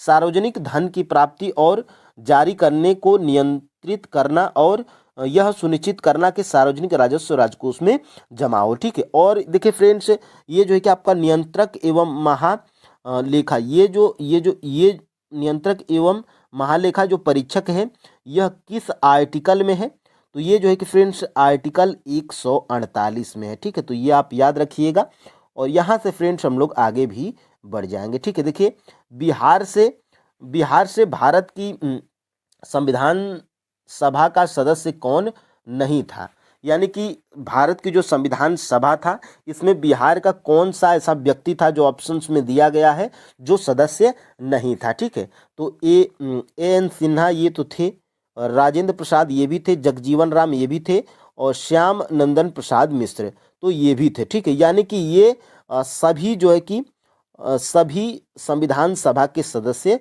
थे। ठीक है, सभी सदस्य थे, तो इसमें नहीं पूछा गया है, तो आपका ऑप्शन नंबर जो है कि ई बिल्कुल राइट आंसर हो जाएगा, ऑप्शन नंबर ई। ठीक है, उपयुक्त में से कोई नहीं, क्योंकि ये सभी लोग क्या थे, बिहार से हैं और भारत की संविधान सभा के सदस्य भी रहे हैं। ठीक है, अब देखिए यहाँ से भारत का सर्वोच्च न्यायालय कानून या तथ्य के मामले में राष्ट्रपति को सलाह देता है। ठीक है, तो यहाँ पर फ्रेंड्स देखिएगा, केवल तभी जब वह ऐसी सलाह मांगता है। ठीक है, तो ऑप्शन नंबर यहाँ से ए बिल्कुल राइट आंसर। देखिए फ्रेंड्स, पॉलिटी के अधिकतर प्रश्न ये कथन भरे ही होते हैं, जैसे कि आप प्रीवियस ईयर उठा के देखिएगा। ठीक है, अब देखिए यहाँ से भारतीय संविधान की प्रस्तावना की भाषा, देखिए फ्रेंड्स इसमें प्रस्तावना नहीं पूछा जा रहा है, प्रस्तावना की भाषा पूछा जा रहा है। ठीक है, प्रस्तावना की भाषा जो है कि किस देश से लिया गया है, तो प्रस्तावना की भाषा फ्रेंड्स ये जो है कि आपके ऑस्ट्रेलिया से लिया गया है। ये आप जो है कि नोट डाउन करिएगा, प्रस्तावना की भाषा ये ऑस्ट्रेलिया से लिया गया है। और अगर डायरेक्टली पूछ दिया जाए कि प्रस्तावना किस जो है कि देश से लिया गया है, किस देश के संविधान से, तो प्रस्तावना फ्रेंड्स ये जो है कि आपके कहाँ से लिया गया है, तो अमेरिका के संविधान से लिया गया है। ठीक है, तो ये आप जो है कि याद रखिएगा, यहाँ से आपका ऑप्शन नंबर जो है कि सी बिल्कुल राइट आंसर हो जाएगा, क्योंकि प्रस्तावना की भाषा ऑस्ट्रेलिया के संविधान से लिया गया है। ठीक है, अब देखिए यहाँ से वित्त आयोग जो है कि संविधान के किस अनुच्छेद में है, यानी कि देखिए वित्त आयोग संविधान के किस अनुच्छेद में है, तो देखिए फ्रेंड्स जो वित्त आयोग है ये संविधान के अनुच्छेद 280 में है। ठीक है, तो ऑप्शन नंबर यहाँ से ए बिल्कुल राइट आंसर हो जाएगा, और कमेंट करके आप जो है कि बताइए कि वर्तमान में वित्त आयोग के जो है कि वर्तमान में जो है कि वर्तमान में वित्त आयोग कौन है। ठीक है, वर्तमान में वित्त आयोग कौन है, तो वर्तमान में फ्रेंड्स वित्त आयोग कौन है, कमेंट करके आप जो है कि बताइएगा। और देखिए वित्त आयोग का गठन कौन करता है, वित्त आयोग का जो है कि गठन कौन करता है, गठन कौन करता है, तो ये फ्रेंड्स आपका जो है कि राष्ट्रपति करते हैं। ठीक है, तो ये आप जो है कि याद रखिएगा, और यहाँ से हम लोग आगे भी बढ़ेंगे। ठीक है, देखिएगा निम्नलिखित में से कौन सा कथन असत्य है, तो इसमें से कौन सा कथन असत्य है ये बताना है। तो यहाँ पर फ्रेंड्स ये जो है कि आपका भारतीय संविधान के भाग 3 में नागरिकता के बारे में कहा गया है, तो बिल्कुल ये जो है कि आपका असत्य है। ठीक है, क्यों, क्योंकि फ्रेंड्स देखिएगा भाग 3 में क्या है, ध्यान से देखिएगा, भाग 3 में क्या है, तो भाग 3 में फ्रेंड्स आपका जो है कि मूल अधिकार है। ठीक है, भाग 3 में मूल अधिकार है, और इसमें क्या कहा गया है, भाग 3 में नागरिकता है, तो इसीलिए यहाँ पे असत्य है, और आपका ऑप्शन नंबर जो है कि डी बिल्कुल राइट आंसर है। और नागरिकता का इसमें थोड़ा सा जिक्र अगर किया गया है तो यहाँ पे ये भी आप जो है कि जान लीजिए फ्रेंड्स, क्यों, क्योंकि यहाँ पर जो है कि भाग 3 में क्या है, भाग 2 में आपका नागरिकता है, ठीक है, भाग 2 में आपका नागरिकता है। और यहाँ से फ्रेंड्स यहाँ से ये क्लास आपकी कंप्लीट होती है। और मैं ऊपर आपको जो है कि कमेंट करने के लिए क्या बोला था उसका भी आंसर यहाँ पे देख लीजिए, क्योंकि आप लोग कमेंट तो करते हैं नहीं। वित्त आयोग संविधान के किस अनुच्छेद में है, तो वित्त आयोग संविधान के अनुच्छेद 200 जो है कि 80 में है। ऑप्शन नंबर ए बिल्कुल राइट आंसर हो जाएगा। और यहाँ पर फ्रेंड्स एक और प्रश्न बनता है, वित्त आयोग का गठन कौन करता है, तो वित्त आयोग का जो है कि गठन करता है आपका राष्ट्रपति करते हैं, राष्ट्रपति करते हैं। और वर्तमान में आपके 16वें वित्त आयोग कौन है, तो 16वें वित्त आयोग friends doctor Arvind Panagariya, doctor Arvind Panagariya. तो ये फ्रेंड्स आप जो है कि याद रखिएगा। और फ्रेंड्स ये क्लास आपको कैसी लगी कमेंट में जरूर बताइएगा। चैनल पे नए हैं तो चैनल को दोस्त सब्सक्राइब भी अवश्य कर लीजिएगा, और एक प्यारा सा कमेंट करके बताइएगा कि क्लास आपको कैसी लगी, ठीक है। तो फ्रेंड्स आज के लिए इतना ही, जय हिंद। देखिए किसने पहला प्रश्न हम लोग देखते हैं, किसने 1921 में पहली बार पूर्ण स्वतंत्रता की जो है कि मांग को उठाया था, ठीक है। तो देखिए फ्रेंड्स यहाँ पर जो है कि मौलाना हसरत मोहानी, मौलाना हसरत मोहानी के द्वारा जो है कि 1921 में पहली बार पूर्ण स्वतंत्रता की मांग को उठाया गया था, ठीक है। और जो है कि देखिए फ्रेंड्स यहाँ पर 1921 के जो है कि अहमदाबाद अधिवेशन में, ठीक है, अहमदाबाद अधिवेशन में, ये आप जो है कि याद रखिएगा, अहमदाबाद अधिवेशन में। और फ्रेंड्स देखिए इससे संबंधित एक और प्रश्न जो है कि पूछा जाता है कि पूर्ण स्वराज के जो है कि प्रस्ताव को जो है कि कब पारित किया गया था। और इस जो है कि अहमदाबाद के जो है कि 1921 में जो अहमदाबाद वाला जो अधिवेशन हुआ था, इसके जो है कि अध्यक्ष कौन थे, तो हकीम अजमल खान थे, ठीक है। तो ये भी आप जो है कि याद रखिएगा, हकीम अजमल खान, ठीक है, ये आप जो है कि याद रखिएगा, हकीम अजमल खान, ठीक है, अजमल खान। और देखिए फ्रेंड्स यहाँ से एक और प्रश्न पूछा जाता है कि पूर्ण स्वराज के प्रस्ताव को पारित जो है कि कब किया गया था, तो पूर्ण स्वराज के जो है कि प्रस्ताव को फ्रेंड्स यहाँ पे 1929 में जो है कि पारित किया गया था, 1929 के कहाँ पर, लाहौर के अधिवेशन में, ठीक है। तो ये भी आप जो है कि याद रखिएगा, लाहौर के अधिवेशन में पूर्ण स्वराज, ठीक है, पूर्ण स्वराज का जो है कि प्रस्ताव पारित किया गया था, ठीक है, पूर्ण स्वराज के प्रस्ताव को पारित किया गया था।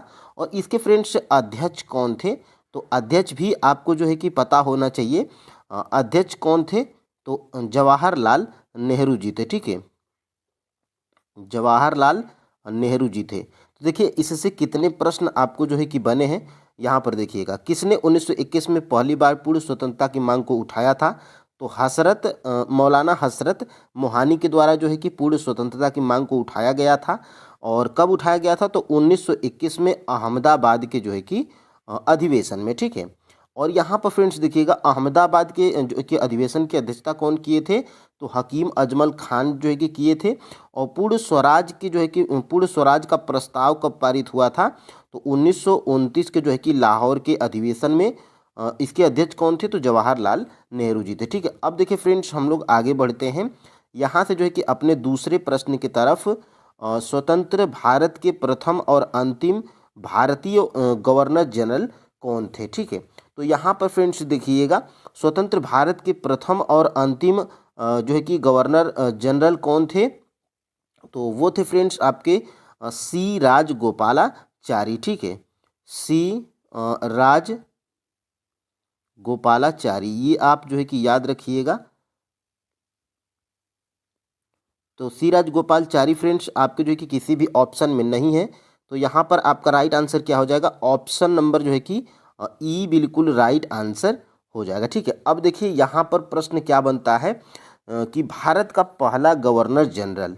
तो देखिए फ्रेंड्स, भारत का पहला गवर्नर जनरल कौन था? तो ये जो है कि भारत का जो है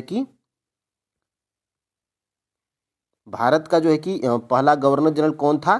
तो लॉर्ड विलियम बेंटिंक जी थे। ठीक है, अब देखिए भारत का पहला वायसराय, तो ये जो है कि भारत का पहला वायसराय था। ठीक है, ये भी आप जो है कि याद रखिएगा, वायसराय। ठीक है, ये आप याद रख सकते हैं, वायसराय। अब देखिए फ्रेंड्स, बंगाल का, तो ये वारेन हेस्टिंग फ्रेंड्स, ये बंगाल का जो है कि पहला गवर्नर जनरल था। ठीक है, तो ये भी आप जो है कि याद रख सकते हैं। ठीक है, ये बंगाल का जो है कि गवर्नर जनरल था। अब देखिए फ्रेंड्स, यहाँ से प्रश्न क्या बना था, स्वतंत्र भारत के प्रथम और अंतिम गवर्नर जनरल कौन थे? तो यहाँ पर आपका ऑप्शन नंबर जो है कि ई बिल्कुल राइट आंसर है, क्योंकि सी राजगोपालाचारी जी थे। ठीक है, और लॉर्ड विलियम बेंटिंक, तो Lord William Bentinck friends Bharat का पहला गवर्नर जनरल था। और लॉर्ड कैनिंग की बात करेंगे तो भारत का पहला वायसराय था। वारेन हेस्टिंग की बात करेंगे तो ये जो है कि बंगाल का पहला गवर्नर जनरल था। ठीक है, अब देखिए फ्रेंड्स, आगे हम लोग बढ़ते हैं। यहाँ से देखिए 1929 में खुदाई खिदमतगार को किसने जो है कि संगठित किया था? ठीक है, तो देखिए फ्रेंड्स, यहाँ पर प्रश्न बनता है आपका कि 1929 में खुदाई खिदमतगार को जो है कि किसने संगठित किया था? तो ये थे फ्रेंड्स आपके जो है कि कौन थे? तो यहाँ पर ये थे आपके अब्दुल गफ्फार खान। और देखिए ये भी प्रश्न बनता है कि अब्दुल गफ्फार जी को जो है कि किस नाम से जाना जाता है? तो इनको जो है कि फ्रेंड्स सीमांत गांधी के नाम से जाना जाता है। ठीक है, तो ये आप याद रख सकते हैं, सीमांत गांधी के नाम से जाना जाता है। और देखिए फ्रेंड्स, और ये जो है कि और यहाँ पे देखिएगा, इसका राइट आंसर क्या हो जाएगा, option number A right answer हो जाएगा। ठीक है, अब देखिए यहाँ पे भारत में नियमित और वैज्ञानिक तरीके से जनगणना किस वर्ष शुरू हुई थी? तो देखिए फ्रेंड्स, भारत में नियमित और वैज्ञानिक तरीके से जनगणना फ्रेंड्स ये आपके 1881 में जो है कि हुई थी। ऑप्शन नंबर यहाँ पर बी बिल्कुल राइट आंसर हो जाएगा। और 1881 में फ्रेंड्स नियमित और वैज्ञानिक तरीके से जब जनगणना हुई थी, तो उस टाइम जो है कि वायसराय कौन थे? तो रिपन वायसराय थे। ठीक है, ये आप याद रख सकते हैं, रिपन 1881 में। ठीक है, और यहाँ पे एक और प्रश्न बनता है कि जो है कि पहली बार जनगणना जो है कि कब हुई थी? तो पहली बार जनगणना फ्रेंड्स हुई थी आपकी 1872 में। और 1872 में जब पहली जनगणना हुई थी, उस टाइम जो है कि कौन थे? तो उस टाइम फ्रेंड्स आपके जो है कि मेयो के कार्यकाल में हुई थी। ठीक है, तो ये भी आप जो है कि याद रख सकते हैं। ठीक है, तो यहाँ पे आपका ऑप्शन नंबर जो है कि बी बिल्कुल राइट आंसर है, क्योंकि नियमित और वैज्ञानिक तरीके से जनगणना 1881 में हुई थी। अब देखिए यहाँ से 4 नंबर का प्रश्न हो गया। 5 नंबर का प्रश्न हम लोग देखते हैं। देखिए, बिहार समाजवादी पार्टी का गठन किसने किया था? ठीक है, तो देखिए फ्रेंड्स, बिहार समाजवादी पार्टी का जो है कि गठन राजकुमार शुक्ल और यहाँ पे नहीं, फूलन प्रसाद वर्मा और जयप्रकाश नारायण के द्वारा जो है कि बिहार समाजवादी पार्टी का गठन हुआ था। और ये कब हुआ था फ्रेंड्स? तो ये जो है कि आपके 1931 में ये हुआ था। ठीक है, और यहाँ पे फ्रेंड्स फिर क्या होता है? तो यहाँ पे देखिए एक और प्रश्न पूछा जाता है कि कांग्रेस सोशलिस्ट पार्टी की नींव कब पड़ी थी? तो 1900 जो है कि 34 में। 1934 में आप जो है कि याद रख सकते हैं, 1934 में कांग्रेस सोशलिस्ट पार्टी की नींव पड़ी थी। ठीक है, अब देखिए यहाँ से हम लोग आगे बढ़ते हैं। सुभाष चंद्र बोस के राजनीतिक गुरु कौन थे? जैसा कि फ्रेंड्स आपको पता है कि TRA 3.0 री एग्जाम PIT में प्रश्न पूछा गया था कि महात्मा गांधी जी के राजनीतिक गुरु कौन है। ठीक है, तो यहाँ पे प्रश्न क्या बन रहा है कि सुभाष चंद्र बोस के राजनीतिक गुरु कौन थे? तो देखिए फ्रेंड्स, सुभाष चंद्र बोस के राजनीतिक गुरु CR दास जी थे। यहाँ पे ऑप्शन नंबर जो है कि ए बिल्कुल राइट आंसर हो जाएगा। तो यहाँ पे महात्मा गांधी के राजनीतिक गुरु, तो महात्मा गांधी जी के राजनीतिक गुरु फ्रेंड्स गोपाल कृष्ण गोखले जी थे। ठीक है, तो ये आप जो है कि याद रख सकते हैं। गोपाल कृष्ण गोखले, ये आप याद रखिएगा। ये आपका जो है कि प्रश्न पूछा गया है टीआरई 3.0 में। अब देखिएगा यहाँ से हम लोग अपने अगले प्रश्न की तरफ बढ़ते हैं। देखिएगा, किस आंदोलन के दौरान आज़ाद दस्ता बिहार में जो है कि सक्रिय था? मोस्ट इम्पोर्टेंट प्रश्न है, क्योंकि ये आपके बिहार टीजीटी में, बिहार टीचर के टीजीटी के एग्जाम में पूछा गया है कि किस आंदोलन के दौरान आज़ाद दस्ता बिहार में सक्रिय हुआ था। तो यहाँ पर देखिएगा, भारत छोड़ो आंदोलन के दौरान। ठीक है, तो ये आपका जो है कि ऑप्शन नंबर यहाँ से सी बिल्कुल राइट आंसर हो जाएगा। और देखिए फ्रेंड्स, आज़ाद दस्ता गठन का जो है कि आज़ाद दस्ता गठन, देखिए इसका आज़ाद दस्ता का जो है कि गठन कौन करता है? तो जयप्रकाश नारायण। ठीक है, जयप्रकाश नारायण। तो ये आप जो है कि याद रख सकते हैं यहाँ से, जयप्रकाश नारायण। ठीक है, और देखिए फ्रेंड्स यहाँ से और भारत छोड़ो आंदोलन की शुरुआत कब होती है? तो भारत छोड़ो आंदोलन की शुरुआत फ्रेंड्स होती है 8 अगस्त। 8 अगस्त, यहाँ से देखिएगा 8 अगस्त 1942। ठीक है, और 8 अगस्त 1942। तो इसी टाइम जो है कि एक और प्रश्न पूछा जाता है कि भारत छोड़ो आंदोलन के दौरान जो है कि जयप्रकाश नारायण को किस जेल में रखा गया था? तो जयप्रकाश नारायण जी को हजारीबाग में जो है कि हजारीबाग जेल में रखा गया था। ठीक है, हजारीबाग जेल में रखा गया था। ठीक है, तो ये भी प्रश्न बनता है फ्रेंड्स, क्योंकि पूछा गया। और ये यहाँ से जो है कि फरार हो गए थे। ये यहाँ से क्या हो गए थे? तो ये फरार हो गए थे, और फरार होने के पश्चात ही जो है कि ये आज़ाद दस्ता का जो है कि गठन करते हैं। ठीक है, तो ये महत्वपूर्ण है, प्रश्न यहाँ से बनता है। अब देखिए फ्रेंड्स, आगे हम लोग बढ़ते हैं। निम्नलिखित में से कौन सा समाचार पत्र एनी बेसेंट द्वारा प्रकाशित किया गया था? ठीक है, तो यहाँ से फ्रेंड्स देखिएगा, ये न्यू इंडिया जो है कि समाचार जो पत्र था, ये एनी बेसेंट के द्वारा जो है कि प्रकाशित किया गया था। और यहाँ से एनी बेसेंट की जो है कि और कौन सी पत्रिका है?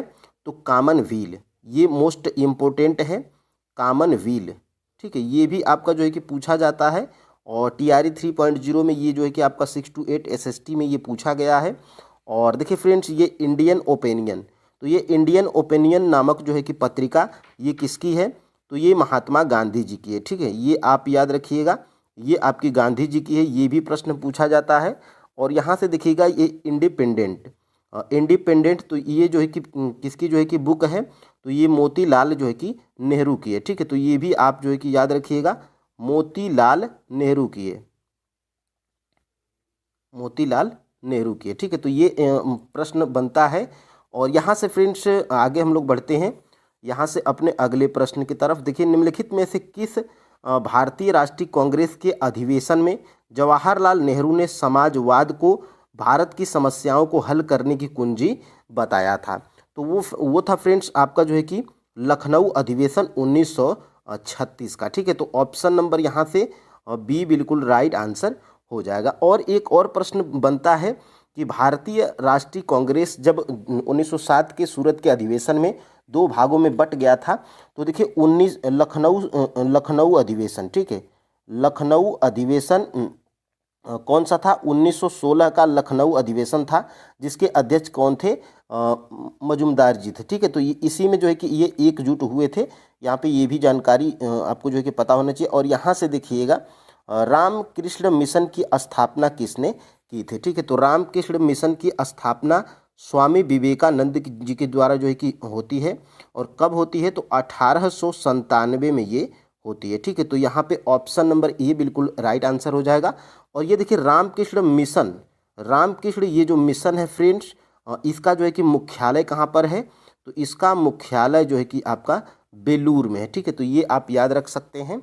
और यहाँ से आगे हम लोग बढ़ते हैं अपने। देखिए, भारतीय राष्ट्रीय कांग्रेस का अंतिम अधिवेशन जिसमें बाल गंगाधर तिलक ने भाग लिया था, ठीक है, तो वो था अधिवेशन आपका अमृतसर का अधिवेशन था 1919। ठीक है, तो ऑप्शन नंबर यहाँ से सी बिल्कुल राइट आंसर हो जाएगा। और इसके फ्रेंड्स अध्यक्ष कौन थे?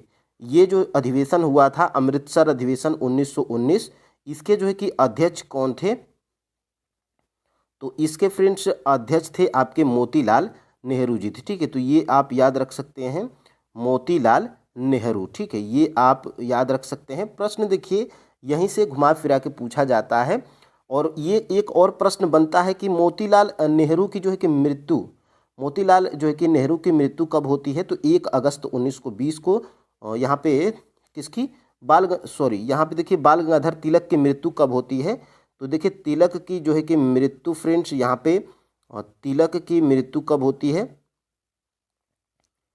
तिलक की मृत्यु फ्रेंड्स 1 अगस्त 1920 को इनकी जो है कि मृत्यु हो जाती है। ठीक है, अब देखिए यहाँ से आगे हम लोग बढ़ते हैं। ठीक है, देखिए यहाँ से भारत का जो है कि पहला समाचार पत्र मिरात उल अखबार किसने जो है कि शुरू किया था? मोस्ट इम्पोर्टेंट प्रश्न है, क्योंकि ये आपका जो है कि टीआरई के एग्जाम में पूछा जा चुका है। ठीक है, तो यहाँ से देखिएगा फ्रेंड्स, भारत का पहला फारसी समाचार पत्र वो कौन था? देखिए मिरात उल अखबार, तो ये देखिए राजा राममोहन राय का। ठीक है, तो यहाँ पे ऑप्शन नंबर जो है कि सी बिल्कुल राइट आंसर हो जाएगा। और मिरात उल अखबार जो है कि कब शुरू हुआ था? तो 1822 में जो है कि शुरू हुआ था। ठीक है, ये महत्वपूर्ण है। और देखिए यहाँ से प्रश्न 2-3 बनता है। राममोहन राय देखिए आत्मीय सभा की स्थापना कब करते हैं? यहाँ से देखिएगा आत्मीय सभा की स्थापना कब करते हैं? 1815 में। और संवाद कॉमेडी का जो है कि संपादन कब करते हैं? 1821 में। और ब्रह्म समाज का जो है कि स्थापना कब करते हैं? तो 1828 में। ये 3 चीज़ जो है कि आप याद रख सकते हैं। ठीक है, अब देखिए यहाँ से आगे हम लोग बढ़ते हैं। निम्न में से किस एक को लाला लाजपत राय ने अपना राजनीतिक गुरु माना था? ठीक है, तो देखिए लाला लाजपत राय अपना जो है कि राजनीतिक गुरु मेजनी को जो है कि माने थे। ऑप्शन नंबर यहाँ से फ्रेंड्स जो है कि सी बिल्कुल राइट आंसर हो जाएगा। ठीक है, तो यहाँ से महत्वपूर्ण है। और लाला लाजपत राय को फ्रेंड्स पंजाब केसरी के नाम से भी जाना जाता है। ये भी प्रश्न बहुत बार जो है कि एग्ज़ाम में पूछा जाता है। ठीक है, तो ये पंजाब केसरी ये महत्वपूर्ण है। ठीक है, और लाला लाजपत राय की मृत्यु फ्रेंड्स कैसे हुई थी? जब साइमन कमीशन का विरोध कर रहे थे, उसमें लाठीचार्ज हुआ था, उसमें लाला लाजपत राय जी जो है कि चोटिल हुए थे, और उसी चोट के कारण जो है कि इनकी मृत्यु भी हो गई थी। अब देखिए यहाँ से आगे हम लोग बढ़ते हैं। बंगाल में द्वैध शासन व्यवस्था को समाप्त किसने किया था? ठीक है, तो देखिए फ्रेंड्स बंगाल में जो है कि द्वैध शासन व्यवस्था को समाप्त जो है कि किसने किया था? तो ये यहाँ से देखिए वारेन हेस्टिंग के द्वारा जो है कि बंगाल में द्वैध शासन व्यवस्था को समाप्त कर दिया गया था। ठीक है, ये आप याद रखिएगा, समाप्त कर दिया गया था। कब किया गया था समाप्त? तो 1700 जो है कि 72 में ये समाप्त कर दिया गया था। अब यहाँ से ये प्रश्न बनता है कि इसको जो है कि लागू कब किया गया था? तो 1765 में जो है कि ये लागू कर दिया गया था बंगाल में। ठीक है, लागू कर दिया गया था। और उस टाइम जो है कि ये किसके द्वारा? तो क्लाइव के द्वारा जो है कि ये लागू किया गया था। ठीक है, ये क्लाइव के द्वारा जो है कि लागू किया गया था। और समाप्त किसके द्वारा? तो वारेन हेस्टिंग के द्वारा 1772 में। ये आप याद रख सकते हैं। अब देखिए फ्रेंड्स यहाँ से आगे हम लोग बढ़ते हैं। इंडियन अनरेस्ट का जो है कि लेखक कौन था? देखिए फ्रेंड्स इंडियन अनरेस्ट का जो है कि लेखक यहाँ पे वैलेंटाइन सिरोल जी थे। ठीक है, तो ऑप्शन नंबर यहाँ से बी बिल्कुल राइट आंसर हो जाएगा। अब देखिए यहाँ से आगे हम लोग बढ़ते हैं। देखिए CR दास को किस नाम से जाना जाता है? मोस्ट इम्पोर्टेंट प्रश्न है, और इससे 3-4 प्रश्न पूछे जाते हैं। CR दास को किस नाम से जाना जाता है?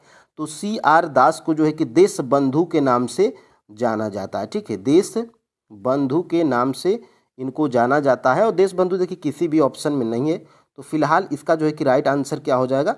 ऑप्शन नंबर जो है कि ई बिल्कुल राइट आंसर हो जाएगा। ठीक है, तो ये आप जो है कि याद रख सकते हैं।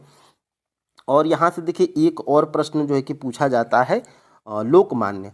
तो लोकमान्य जो है कि ये लोकमान्य के नाम से जो है कि किनको जाना जाता है? तो तिलक को जाना जाता है। ठीक है, तिलक को जाना जाता है। और यहाँ से लोकनायक के जो है कि नाम से किनको जाना जाता है? तो लोकनायक के नाम से जो है कि जयप्रकाश नारायण को। ठीक है, JP जेपी नारायण को जो है कि ये जाना जाता है। ठीक है, ये महत्वपूर्ण है। और देखिए लोकहितवादी, लोकहितवादी फ्रेंड्स, ये लोकहितवादी के नाम से जो है कि किनको जाना जाता है, तो लोकहितवादी के नाम से फ्रेंड्स गोपाल हरि देशमुख को जाना जाता है। ठीक है, नाम से जाना जाता है गोपाल हरि देशमुख। ठीक है, तो ये महत्वपूर्ण है, ये आप जो है कि कैप्चर कर सकते हैं। ठीक है, तो यहाँ से महत्वपूर्ण है। ठीक है, तो सी आर दास को किस नाम से जाना जाता है, तो सी आर दास को जो है कि देशबंधु के नाम से जाना जाता है। ठीक है, और लोकमान्य के नाम से तिलक को जाना जाता है, लोकनायक के नाम से जेपी नारायण को जाना जाता है, और लोकहितवादी के नाम से गोपाल हरि देशमुख को जाना जाता है। ठीक है, अब देखिए यहाँ से फ्रेंड्स हम लोग आगे बढ़ते हैं। बाल गंगाधर तिलक लोकमान्य तिलक के नाम से जाना जाने लगे थे जब, कब जाना जाने लगे थे, तो देखिए फ्रेंड्स ये जो है कि सरकार उन्हें रैंड मर्डर केस में जो है कि अभियुक्त बनाया था, तभी से ये लोकमान्य तिलक के नाम से जाना जाने लगे थे। ऑप्शन नंबर यहाँ से सी बिल्कुल राइट आंसर हो जाएगा। ठीक है, अब देखिए यहाँ से आगे हम लोग बढ़ते हैं। किस घटना के बाद महात्मा गांधी ने असहयोग आंदोलन को अपनी हिमालयी भूल जो है कि कहा था, तो वो घटना फ्रेंड्स कौन सी थी, तो वो घटना फ्रेंड्स आपकी चौरा चौरी हत्याकांड थी। ठीक है, और ये चौरी चौरा जो है कि कब हुई थी, तो 5/4 और कहीं कहीं आपको 5 फरवरी मिलेगा 1922। ठीक है, और ये जो है कि कहाँ होती है, तो गोरखपुर में होती है। ठीक है, गोरखपुर में होती है, क्योंकि ये चौरा चौरी नामक स्थान ये आपका गोरखपुर में है। ठीक है, अब देखिए इसी घटना के कारण जो है कि महात्मा गांधी जी बहुत निराश हुए थे, और 12 फरवरी 1922 को जो है कि ये असहयोग आंदोलन को वापस ले लेते हैं। ठीक है, ये वापस ले लेते हैं असहयोग आंदोलन को, तो ये महत्वपूर्ण है फ्रेंड्स। और यहाँ से आगे हम लोग बढ़ते हैं। भारत के जो है कि स्वतंत्रता आंदोलन के प्रारंभिक दौर में उग्रवादी विचारधारा को निम्नलिखित में से कौन सा एक निरूपित करता था। ठीक है, तो ये निरूपित करता था फ्रेंड्स, देखिए सैनिक संसाधनों एवं याचिकाओं के स्थान पर आक्रमण साधनों से स्वशासन प्राप्त करना। उग्रवादी का मतलब फ्रेंड्स देखिए नेता दो प्रकार के थे आपके, एक थे नरम दल के और एक गरम दल के। तो ये जो है कि गरम दल के नेताओं को ही उग्रवादी विचारधारा के नाम से जाना जाता है। तो यहाँ पे ऑप्शन नंबर जो है कि बी बिल्कुल राइट आंसर है। और ये प्रश्न मैं इसलिए शामिल किया हूँ क्योंकि ये बीपीएससी में पूछा गया प्रश्न है। ठीक है, अब देखिए यहाँ से आगे हम लोग बढ़ते हैं। 20 फरवरी 1947 को प्रधानमंत्री इटली ने भारत से ब्रिटिश शासन को कब तक वापस लेने की घोषणा की थी। ठीक है, तो यहाँ से फ्रेंड्स आपका जो है कि जून 1948, तो ये तारीख कौन थी तो ये आपका जो है कि 30 जून 1948 थी, जब जो है कि प्रधानमंत्री इटली भारत में ब्रिटिश शासन को जो है कि वापस लेने की घोषणा किए थे। ठीक है, तो ऑप्शन नंबर यहाँ से ए बिल्कुल राइट आंसर हो जाएगा। और यहाँ से फ्रेंड्स आगे हम लोग बढ़ते हैं। देखिएगा गोल्डन ग्रेस होल्ड नामक कविता संग्रह की रचयिता निम्नलिखित में से कौन है, तो वो है फ्रेंड्स आपकी सरोजनी नायडू जी हैं। ऑप्शन नंबर यहाँ से ए बिल्कुल राइट आंसर हो जाएगा। और देखिए यहाँ से 2 प्रश्न पूछा जाता है कि भारत की पहली महिला राज्यपाल, भारत की जो है कि पहली महिला राज्यपाल, तो ये कौन है फ्रेंड्स, तो ये है आपकी जो है कि सरोजनी नायडू जी। ठीक है, तो ये सरोजनी नायडू जी हैं। और देखिए भारत के इनको कोकिला भी कहा जाता है, तो ये भी आप जो है कि याद रख सकते हैं। ठीक है, तो ये महत्वपूर्ण है फ्रेंड्स। और यहाँ से आगे हम लोग बढ़ते हैं।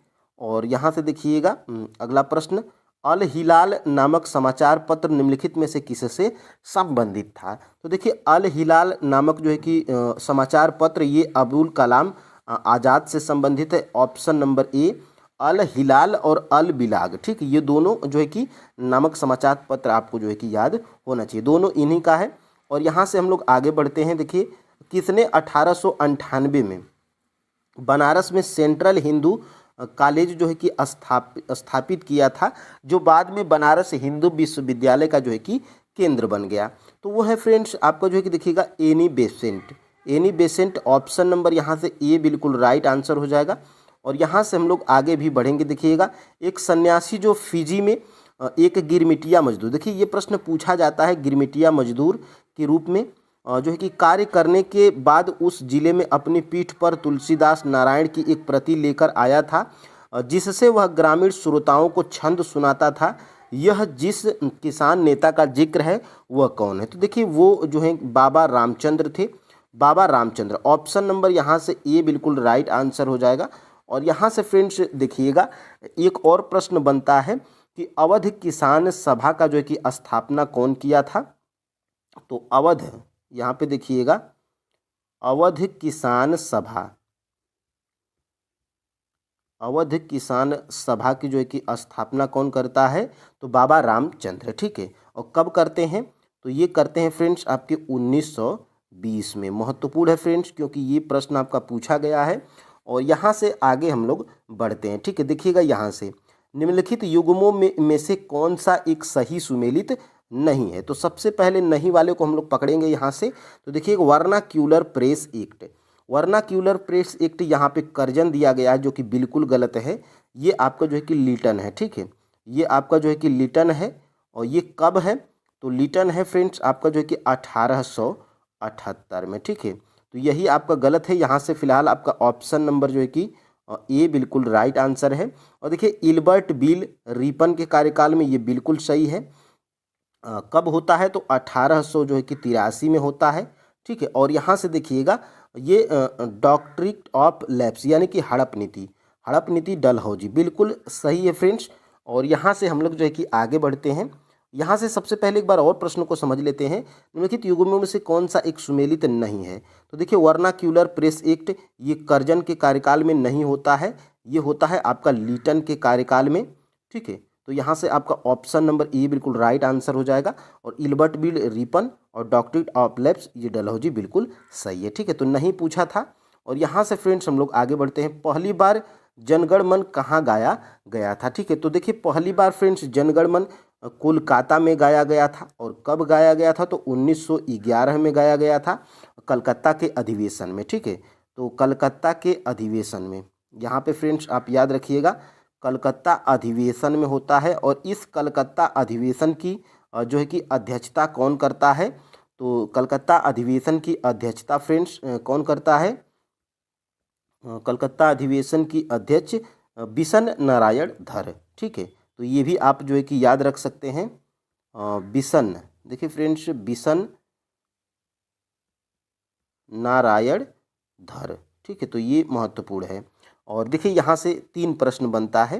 वो 3 प्रश्न फ्रेंड्स क्या हो सकते हैं देखिएगा। पहली बार जनगण मन कहाँ गाया गया था? तो कोलकाता में गाया गया था। कब गाया गया था? तो 1911 में कलकत्ता के अधिवेशन में गाया गया था। और इस 1911 के कलकत्ता अधिवेशन के अध्यक्ष कौन थे? तो बिशन नारायण धर थे, ठीक है। अब देखिए यहाँ से हम लोग आगे बढ़ते हैं। 1857 के विद्रोह को किसने जो है कि किसके द्वारा प्रथम भारतीय स्वतंत्रता संग्राम के रूप में वर्णित किया गया था? यानी कि प्रथम भारतीय स्वतंत्रता संग्राम है 1857 की क्रांति, यह किसके द्वारा कहा गया था या वर्णित किया गया था? तो वो थे फ्रेंड्स आपके वी.डी. सावरकर जी, ठीक है। वी.डी. सावरकर जी थे। ऑप्शन नंबर यहाँ से ए बिल्कुल राइट आंसर हो जाएगा। अब देखिए यहाँ से फ्रेंड्स आपका 28 नंबर का प्रश्न आता है।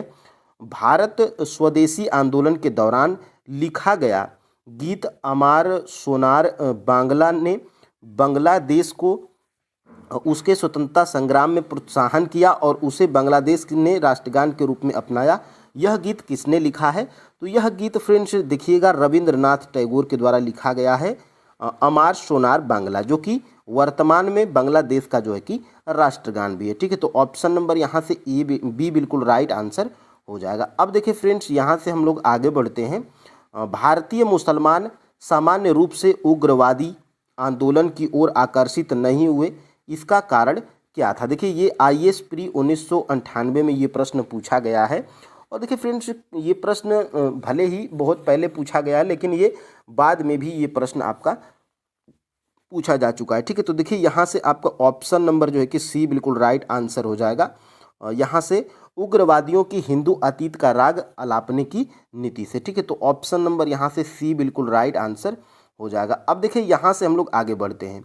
बहिष्कृत भारत समाचार पत्र की स्थापना जो है कि किसके द्वारा की गई थी, ठीक है। तो देखिए फ्रेंड्स बहिष्कृत भारत समाचार पत्र की स्थापना ये होती है फ्रेंड्स आपके भीमराव अंबेडकर जी के द्वारा, ठीक है। तो यहाँ से ऑप्शन नंबर फिलहाल में और बी बिल्कुल राइट आंसर है। और देखिए यहाँ से भीमराव अंबेडकर जी की जो है कि भीमराव अंबेडकर जी की ऑन और जो है कि कौन कौन सी जो है कि पत्रिकाएं हैं जो कि महत्वपूर्ण हैं पूछी जाती हैं। तो यहाँ से फ्रेंड्स देखिएगा मूक नायक, ठीक है, मूक नायक, ठीक है, मूक नायक हो गया, एक पूछी जाती है। और एक है आपकी जो है कि समता है, ये पूछी जाती है। और एक है आपकी जनता, ठीक है। ये तीनों पत्रिकाएं भीमराव अंबेडकर जी की हैं जो कि बहुत ही महत्वपूर्ण हैं, बार बार पूछी जाती हैं, ठीक है। और यहाँ से हम लोग फ्रेंड्स आगे भी बढ़ेंगे। देखिएगा महात्मा गांधी के साथ निम्न में जो है कि मुसलमानों में से किसने बाल गंगाधर तिलक की जो है कि अर्थी उठाई गई थी। ये यूपी पीसीएस 2014 में प्रश्न पूछा गया है। और महात्मा गांधी जी के साथ जो है कि निम्न में से मुसलमानों में से किसने बाल गंगाधर तिलक की अर्थी उठाई थी, तो वो थे फ्रेंड्स आपके शौकत अली जी थे। और एक और था, इसको आप कमेंट करिए, सैफुद्दीन किचलू जी थे, ठीक है, ये किचलू जी थे। यहाँ से ये दोनों लोग क्या करते हैं, तो ये मुसलमान थे और ये जो है कि बाल गंगाधर तिलक की अर्थी उठाए थे। महत्वपूर्ण है फ्रेंड्स, बार बार एग्जाम में ये प्रश्न पूछा जाता है। और बाल गंगाधर तिलक की मृत्यु कब हुई थी, तो देखिए फ्रेंड्स यहाँ से तिलक की जो है कि मृत्यु कब हुई थी, तो तिलक की मृत्यु अभी मैं ऊपर आपको बताया था 1 अगस्त 1900 जो है कि 20 को होती है। ये महत्वपूर्ण है, ठीक है, तो ये आप याद रखिएगा। अब देखिए फ्रेंड्स यहाँ से हम लोग आगे बढ़ते हैं। बंकिम चंद्र चटर्जी के आनंद मठ में किस विद्रोह का उल्लेख है, ठीक है। तो देखिए फ्रेंड्स ये बंकिम चंद्र चटर्जी के आनंद मठ में किस विद्रोह का उल्लेख है, तो वो फ्रेंड्स आपका जो है कि विद्रोह कौन सा है, तो ये सन्यासी विद्रोह का उल्लेख है। ऑप्शन नंबर ए बिल्कुल राइट आंसर हो जाएगा। याद कीजिए फ्रेंड्स, TRA 3.0 में एक प्रश्न पूछा गया था कि आनंद मठ ये जो है बंकिम चंद्र चटर्जी जी का, इसका जो है कि संपादन कब होता है, तो 1882 में होता है। ये प्रश्न पूछा गया है, कहाँ पर पूछा गया है, तो TRA 3.0 री एग्ज़ाम PRT में ये प्रश्न आपका पूछा गया है। तो यहीं से प्रश्न आपके बनते हैं। अब देखिए फ्रेंड्स यहाँ से हम लोग आगे भी बढ़ेंगे, ठीक है। देखिएगा भारतीय राष्ट्रीय कांग्रेस के निम्नलिखित अधिवेशन में से किसकी अध्यक्षता विजय राघवाचारी ने की थी। ये यूपी पीसीएस मेंस 2016 में प्रश्न पूछा गया है। और भारतीय राष्ट्रीय कांग्रेस के निम्नलिखित अधिवेशन में से किसकी अध्यक्षता विजय राघवाचारी ने की थी, ठीक है। तो यहाँ पे फ्रेंड्स देखिएगा ये नागपुर 1920 के अधिवेशन में, ये भारतीय राष्ट्रीय कांग्रेस का नागपुर का अधिवेशन था 1920 में। और इसके जो है कि अध्यक्ष कौन थे, विजय राघवाचारी जी थे। ऑप्शन नंबर जो है कि बी बिल्कुल राइट आंसर हो जाएगा। और यहाँ से देखिएगा लखनऊ अधिवेशन 1916, तो लखनऊ अधिवेशन 1916 के जो है कि अध्यक्षता कौन किए थे, तो अंबिका चरण मजूमदार जी ये जो है कि आपके किए थे, ठीक है। तो ये आप जो है कि याद रख सकते हैं शॉर्ट फॉर्म में मजूमदार। और अब वीडियो अगर आप देख रहे हैं, नोट डाउन कर रहे हैं, तो देखिए लखनऊ अधिवेशन 1916 अंबिका चरण मजूमदार, नागपुर अधिवेशन 1920 विजय राघवाचारी। और यहाँ से फ्रेंड्स देखिएगा गया अधिवेशन 1920 की अध्यक्षता कौन करता है, तो ये आपके जो है कि CR दास जी करते हैं, ठीक है, CR जो है कि दास जी ये करते हैं। तो ये सारे प्रश्न आपके बन सकते हैं। और यहाँ से फ्रेंड्स देखिएगा निम्नलिखित में से किस बंदरगाह को मुगल काल के दौरान बाबुल मक्का यानी कि मक्का का द्वार जो है कि कहा गया था। ये BPSC 2023 में हाल ही में पूछा गया है। और देखिए फ्रेंड्स यहाँ पे आप इसका राइट आंसर क्या है, सूरत है आपका। ऑप्शन नंबर यहाँ से C बिल्कुल राइट आंसर है। और यहाँ से बढ़ेंगे हम लोग अपने अगले प्रश्न की तरफ। भारत छोड़ो आंदोलन के समय भारत का जो है कि प्रधान सेनापति कौन था, ठीक है। तो देखिए फ्रेंड्स भारत छोड़ो आंदोलन के समय भारत का जो है कि प्रधान सेनापति कौन था, तो देखिए लॉर्ड वेवेल था, ठीक है, और लॉर्ड वेवेल था। ऑप्शन नंबर यहाँ से ए बिल्कुल राइट आंसर हो जाएगा, ठीक है। और देखिए भारत छोड़ो आंदोलन की शुरुआत कब होती है, तो 8 अगस्त 1942 को होती है, ठीक है। और उस टाइम फ्रेंड्स वायसराय कौन थे, तो लिन लिथगो जी थे, ठीक है। तो ये महत्वपूर्ण है। और यहाँ से देखिएगा आगे हम लोग बढ़ते हैं। निम्नलिखित भारतीय शासकों में से किसने आधुनिक तर्ज पर विदेशों में दूतावासों की स्थापना की है, तो वो है फ्रेंड्स आपके टीपू सुल्तान। ऑप्शन नंबर यहाँ से C बिल्कुल राइट आंसर हो जाएगा। देखिए फ्रेंड्स, मैं प्रश्न का डायरेक्ट आंसर देकर भी आगे निकल सकता था, लेकिन रिवीजन क्लास है, अगर साथ में 2-3 जानकारी और बोला जाए, लिखा जाए, तो इससे फ्रेंड्स आपकी जो है कि तैयारी और बढ़िया तरीके से हो पाएगी। ठीक है, देखिए निम्न में से कौन नीला जल योजना यानी कि ब्लू वाटर नीति से संबंधित है? तो ब्लू वाटर नीति से संबंधित आपका जो है कि द अल्मीडा जी हैं। ऑप्शन नंबर यहाँ से ए बिल्कुल राइट आंसर हो जाएगा। और ये अल्मीडा जी, यहाँ से फ्रेंड्स देखिएगा, ये जो द अल्मीडा है, ये फ्रेंड्स प्रथम पुर्तगाल वायसराय था। ठीक है, तो ये आप याद रख सकते हैं, प्रथम पुर्तगाली वायसराय था। ठीक है, ये प्रथम पुर्तगाली वायसराय था। और इसका जो है कि कार्यकाल फ्रेंड्स कितना कितना तक है? तो इसका जो है कि कार्यकाल यहाँ पर हम लोग जो है कि लिखेंगे 1500 जो है कि 5 से 1509। ठीक है, तो ये इसी के कार्यकाल में जो है कि ब्लू वाटर नीति ये संबंधित है। ठीक है, अब देखिए हम लोग आगे यहाँ से बढ़ेंगे। निम्नलिखित अंग्रेजों में से किसने सबसे पहले भगवत गीता का जो है कि अंग्रेजी में अनुवाद किया था? तो वो है फ्रेंड्स आपके चार्ल्स विल्किंस। ऑप्शन नंबर यहाँ पे बी बिल्कुल राइट आंसर हो जाएगा यहाँ से। और भगवत गीता का जो है कि अंग्रेजी में अनुवाद ये कब किया गया था? तो 1700 जो है कि 85 में ये किया गया था। ठीक है, अब देखिए यहाँ से हम लोग आगे बढ़ते हैं। डच ईस्ट इंडिया कंपनी ने किस वर्ष अपनी फैक्ट्री पटना में जो है कि स्थापित की थी? ये बीपीएससी प्री 2019 में प्रश्न पूछा गया है और बिहार के एग्जाम के लिए मोस्ट इम्पोर्टेंट है friends. Dutch east India company ने किस वर्ष अपनी फैक्ट्री पटना में स्थापित की थी? तो देखिए फ्रेंड्स, ये 1632 में। ऑप्शन नंबर यहाँ से बी बिल्कुल राइट आंसर हो जाएगा। ठीक है, अब देखिए यहाँ से हम लोग आगे भी बढ़ेंगे। विलियम बेटिंग के द्वारा सती प्रथा किस वर्ष समाप्त की गई थी? ठीक है, तो देखिए फ्रेंड्स, ये जो है कि आपके 1829 में विलियम बेटिंग के द्वारा जो है कि सती प्रथा जो है कि ये समाप्त कर दी गई थी। और किसके सहयोग से? तो राजा राममोहन राय के सहयोग से, राजा राम मोहन के जो है कि सहयोग से विलियम बेटिंग के द्वारा सती प्रथा 1829 में समाप्त कर दी गई थी। ठीक है, तो यहाँ से आगे बढ़ते हैं हम लोग। और यहाँ से देखिएगा, निम्नलिखित में से किसे भारत में स्थानीय स्वायत्ता शासक का जो है कि जनक माना जाता है? तो ये है फ्रेंड्स आपके लॉर्ड रिपन जी। ऑप्शन नंबर यहाँ से सी बिल्कुल राइट आंसर हो जाएगा। ठीक है, वैसे तो फ्रेंड्स देखिएगा, इन अंग्रेजों को वैसे देखिए सभी में लॉर्ड लगा हुआ, तो ये सम्मान के लायक नहीं है, लेकिन कुछ ऐसे हैं जो बढ़िया चीज़ें किए हुए हैं। ठीक है, अब देखिएगा यहाँ से हम लोग आगे बढ़ते हैं। निम्नलिखित में से कौन 1939 में All India States Peoples Conference के अध्यक्ष थे? ठीक है, तो ये देखिए फ्रेंड्स, यहाँ से जवाहरलाल नेहरू जी। ठीक है, ऑप्शन नंबर यहाँ से बी बिल्कुल राइट आंसर हो जाता है। और यहाँ से फ्रेंड्स देखिएगा, ये all India states people conference की जो है कि का गठन कब होता है? तो 1900 जो है कि 27 में इसका जो है कि गठन होता है। ठीक है, तो ये महत्वपूर्ण है, इसको आप जो है कि याद रख सकते हैं। अब देखिए फ्रेंड्स, यहाँ से भारत में कर्जन के प्रशासन की तुलना औरंगजेब से जो है कि किसने की थी? तो ये फ्रेंड्स आपके जो है कि गोपाल कृष्ण गोखले जी जो है कि भारत में कर्जन के प्रशासन की तुलना औरंगजेब से किए थे। ठीक है, तो ऑप्शन नंबर यहाँ से जो है कि बी बिल्कुल राइट आंसर हो जाएगा। और ये मैं प्रश्न आपको बता चुका हूँ, ये गोपाल कृष्ण गोखले जी गांधी जी के राजनीतिक गुरु हैं। ठीक है, गांधी जी के राजनीतिक गुरु। ठीक है, राजनीतिक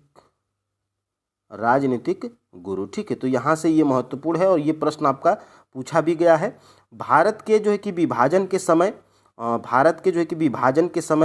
भारतीय राष्ट्रीय कांग्रेस के अध्यक्ष कौन थे? यानी कि जब भारत का विभाजन हुआ था उस समय भारतीय राष्ट्रीय कांग्रेस के अध्यक्ष कौन थे? तो उस टाइम जो है कि आचार्य JB कृपलानी जी ये जो है कि आपके अध्यक्ष थे। ठीक है, जब भारत का विभाजन हुआ था। ऑप्शन नंबर यहाँ से सी बिल्कुल राइट आंसर हो जाएगा। अब देखिए यहाँ से हम लोग बढ़ते हैं। बिहार में परमानेंट सेटलमेंट लागू करने का कारण जो है कि क्या था? तो देखिए फ्रेंड्स, परमानेंट सेटलमेंट का मतलब है अस्थाई बंदोबस्त, यानी कि बिहार में अस्थाई बंदोबस्त लागू करने का कारण क्या था?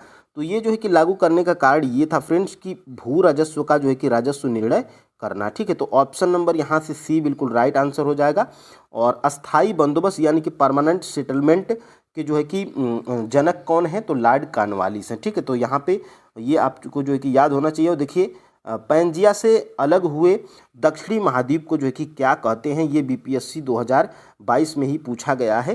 तो इसको हम लोग फ्रेंड्स बोलते हैं गोंडवाना लैंड। ठीक है, ऑप्शन नंबर यहाँ से जो है कि सी बिल्कुल राइट आंसर हो जाएगा। देखिए फ्रेंड्स ये आपका क्या है, पेंजिया, ये आपका जो है कि पेंजिया था। और ये जब दो भागों में जब हुआ था तो इसके देखिए ऊपर आपका क्या होता है, तो ऊपर आपका उत्तर होता है, नीचे आपका जो है कि दक्षिण होता है। देखिए आपको इतना पता है, देखिए ऊपर आपका जो है कि उत्तर, नीचे दक्षिण, इधर आपका क्या होता है, तो इधर आपका पूर्व होता है और इधर आपका जो है कि पश्चिम होता है। तो यही पूछा जा रहा है कि पेंजिया से अलग हुए दक्षिणी महाद्वीप को क्या कहते हैं। देखिए ये पेंजिया था, ये जो दो भागों में बटा था, तो ये उत्तरी है जिसको क्या बोलते हैं, लॉरेशिया बोलते हैं। ये दक्षिणी भाग को क्या बोलते हैं, गोंडवाना लैंड बोलते हैं। ठीक है, तो ऑप्शन नंबर यहाँ से सी बिल्कुल राइट आंसर हो जाएगा। ठीक है, अब देखिए यहाँ से देखिए बंगाल और बिहार में भूमि पर किराएदारों के अधिकारों को बंगाल किराएदारी अधिनियम द्वारा दिया गया था। यह देखिए बीपीएससी 2015 में पूछा गया है। और यहाँ से फ्रेंड्स इसका राइट आंसर क्या है, 1885। ठीक है, तो यहाँ से ऑप्शन नंबर ए बिल्कुल राइट आंसर हो जाएगा। और यहाँ से फ्रेंड्स देखिएगा आगे, क्षोभ मंडल के बारे में निम्नलिखित में से कौन सा कथन सत्य है। ठीक है, तो देखिए इसकी औसत ऊंचाई लगभग 13 किलोमीटर है, तो ये बिल्कुल जो है कि सही कथन है। यह वायुमंडल की सबसे ऊपरी परत है, तो ये फ्रेंड्स बिल्कुल गलत है, क्योंकि ये जो है कि सबसे निचली परत होती है ये। ठीक है, अब देखिए यहाँ से तीसरा, इस परत का तापमान ऊंचाई के साथ बढ़ता है, तो बिल्कुल गलत है फ्रेंड्स। ये ऊंचाई के साथ क्या होता है, कम होता है या घटता है। ठीक है, तो ये आपका जो है कि सत्य पूछा गया था, तो ऑप्शन नंबर यहाँ से फ्रेंड्स ये बिल्कुल राइट आंसर हो जाएगा। ठीक है, अब देखिए यहाँ से हम लोग आगे बढ़ते हैं। यहाँ से एक और प्रश्न था फ्रेंड्स, 49 नंबर का, शायद हम लोग छोड़ रहे हैं। यहाँ पे देखिएगा, अंग्रेजी भारतीय सेना में चर्बी वाले कारतूसों से चलने वाली एनफील्ड राइफल कब शामिल की गई थी, ये बीपीएससी 2005 में प्रश्न पूछा गया है। और देखिए अंग्रेजी सेना में चर्बी वाले कारतूसों से चलने वाली ये जो एनफील्ड राइफल, ये जो है कि कब शामिल की गई थी, तो ये शामिल की गई थी 1856 में। ठीक है, दिसंबर 1856 में। ऑप्शन नंबर फ्रेंड्स यहाँ से जो है कि बी बिल्कुल राइट आंसर हो जाएगा। ठीक है, और यहाँ से हम लोग देखते हैं आज का जो है कि लास्ट प्रश्न, केरल और कर्नाटक में गर्मियों के आसपास होने वाली मानसून पूर्व वर्षा को डाडट के रूप में जाना जाता है, तो ये जाना जाता है फ्रेंड्स आम्र वर्षा, जिसको मैंगो शावर्स बोलते हैं।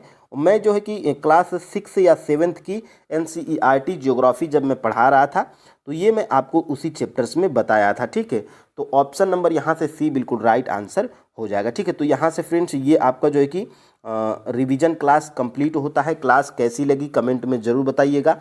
और चैनल पर फ्रेंड्स नए हैं तो लाइक, कमेंट और जो है कि शेयर आप प्लीज़ कर दीजिएगा। और फ्रेंड्स जब आप वीडियो को लाइक करते हैं, वीडियो को शेयर करते हैं और सब्सक्राइब करते हैं और प्यारा प्यारा जब आप कमेंट करते हैं, तो फ्रेंड्स हम भी मोटिवेट हो जाते हैं अगली वीडियो बनाने के लिए। ठीक है, तो फ्रेंड्स आज के लिए इतना ही। जय हिंद।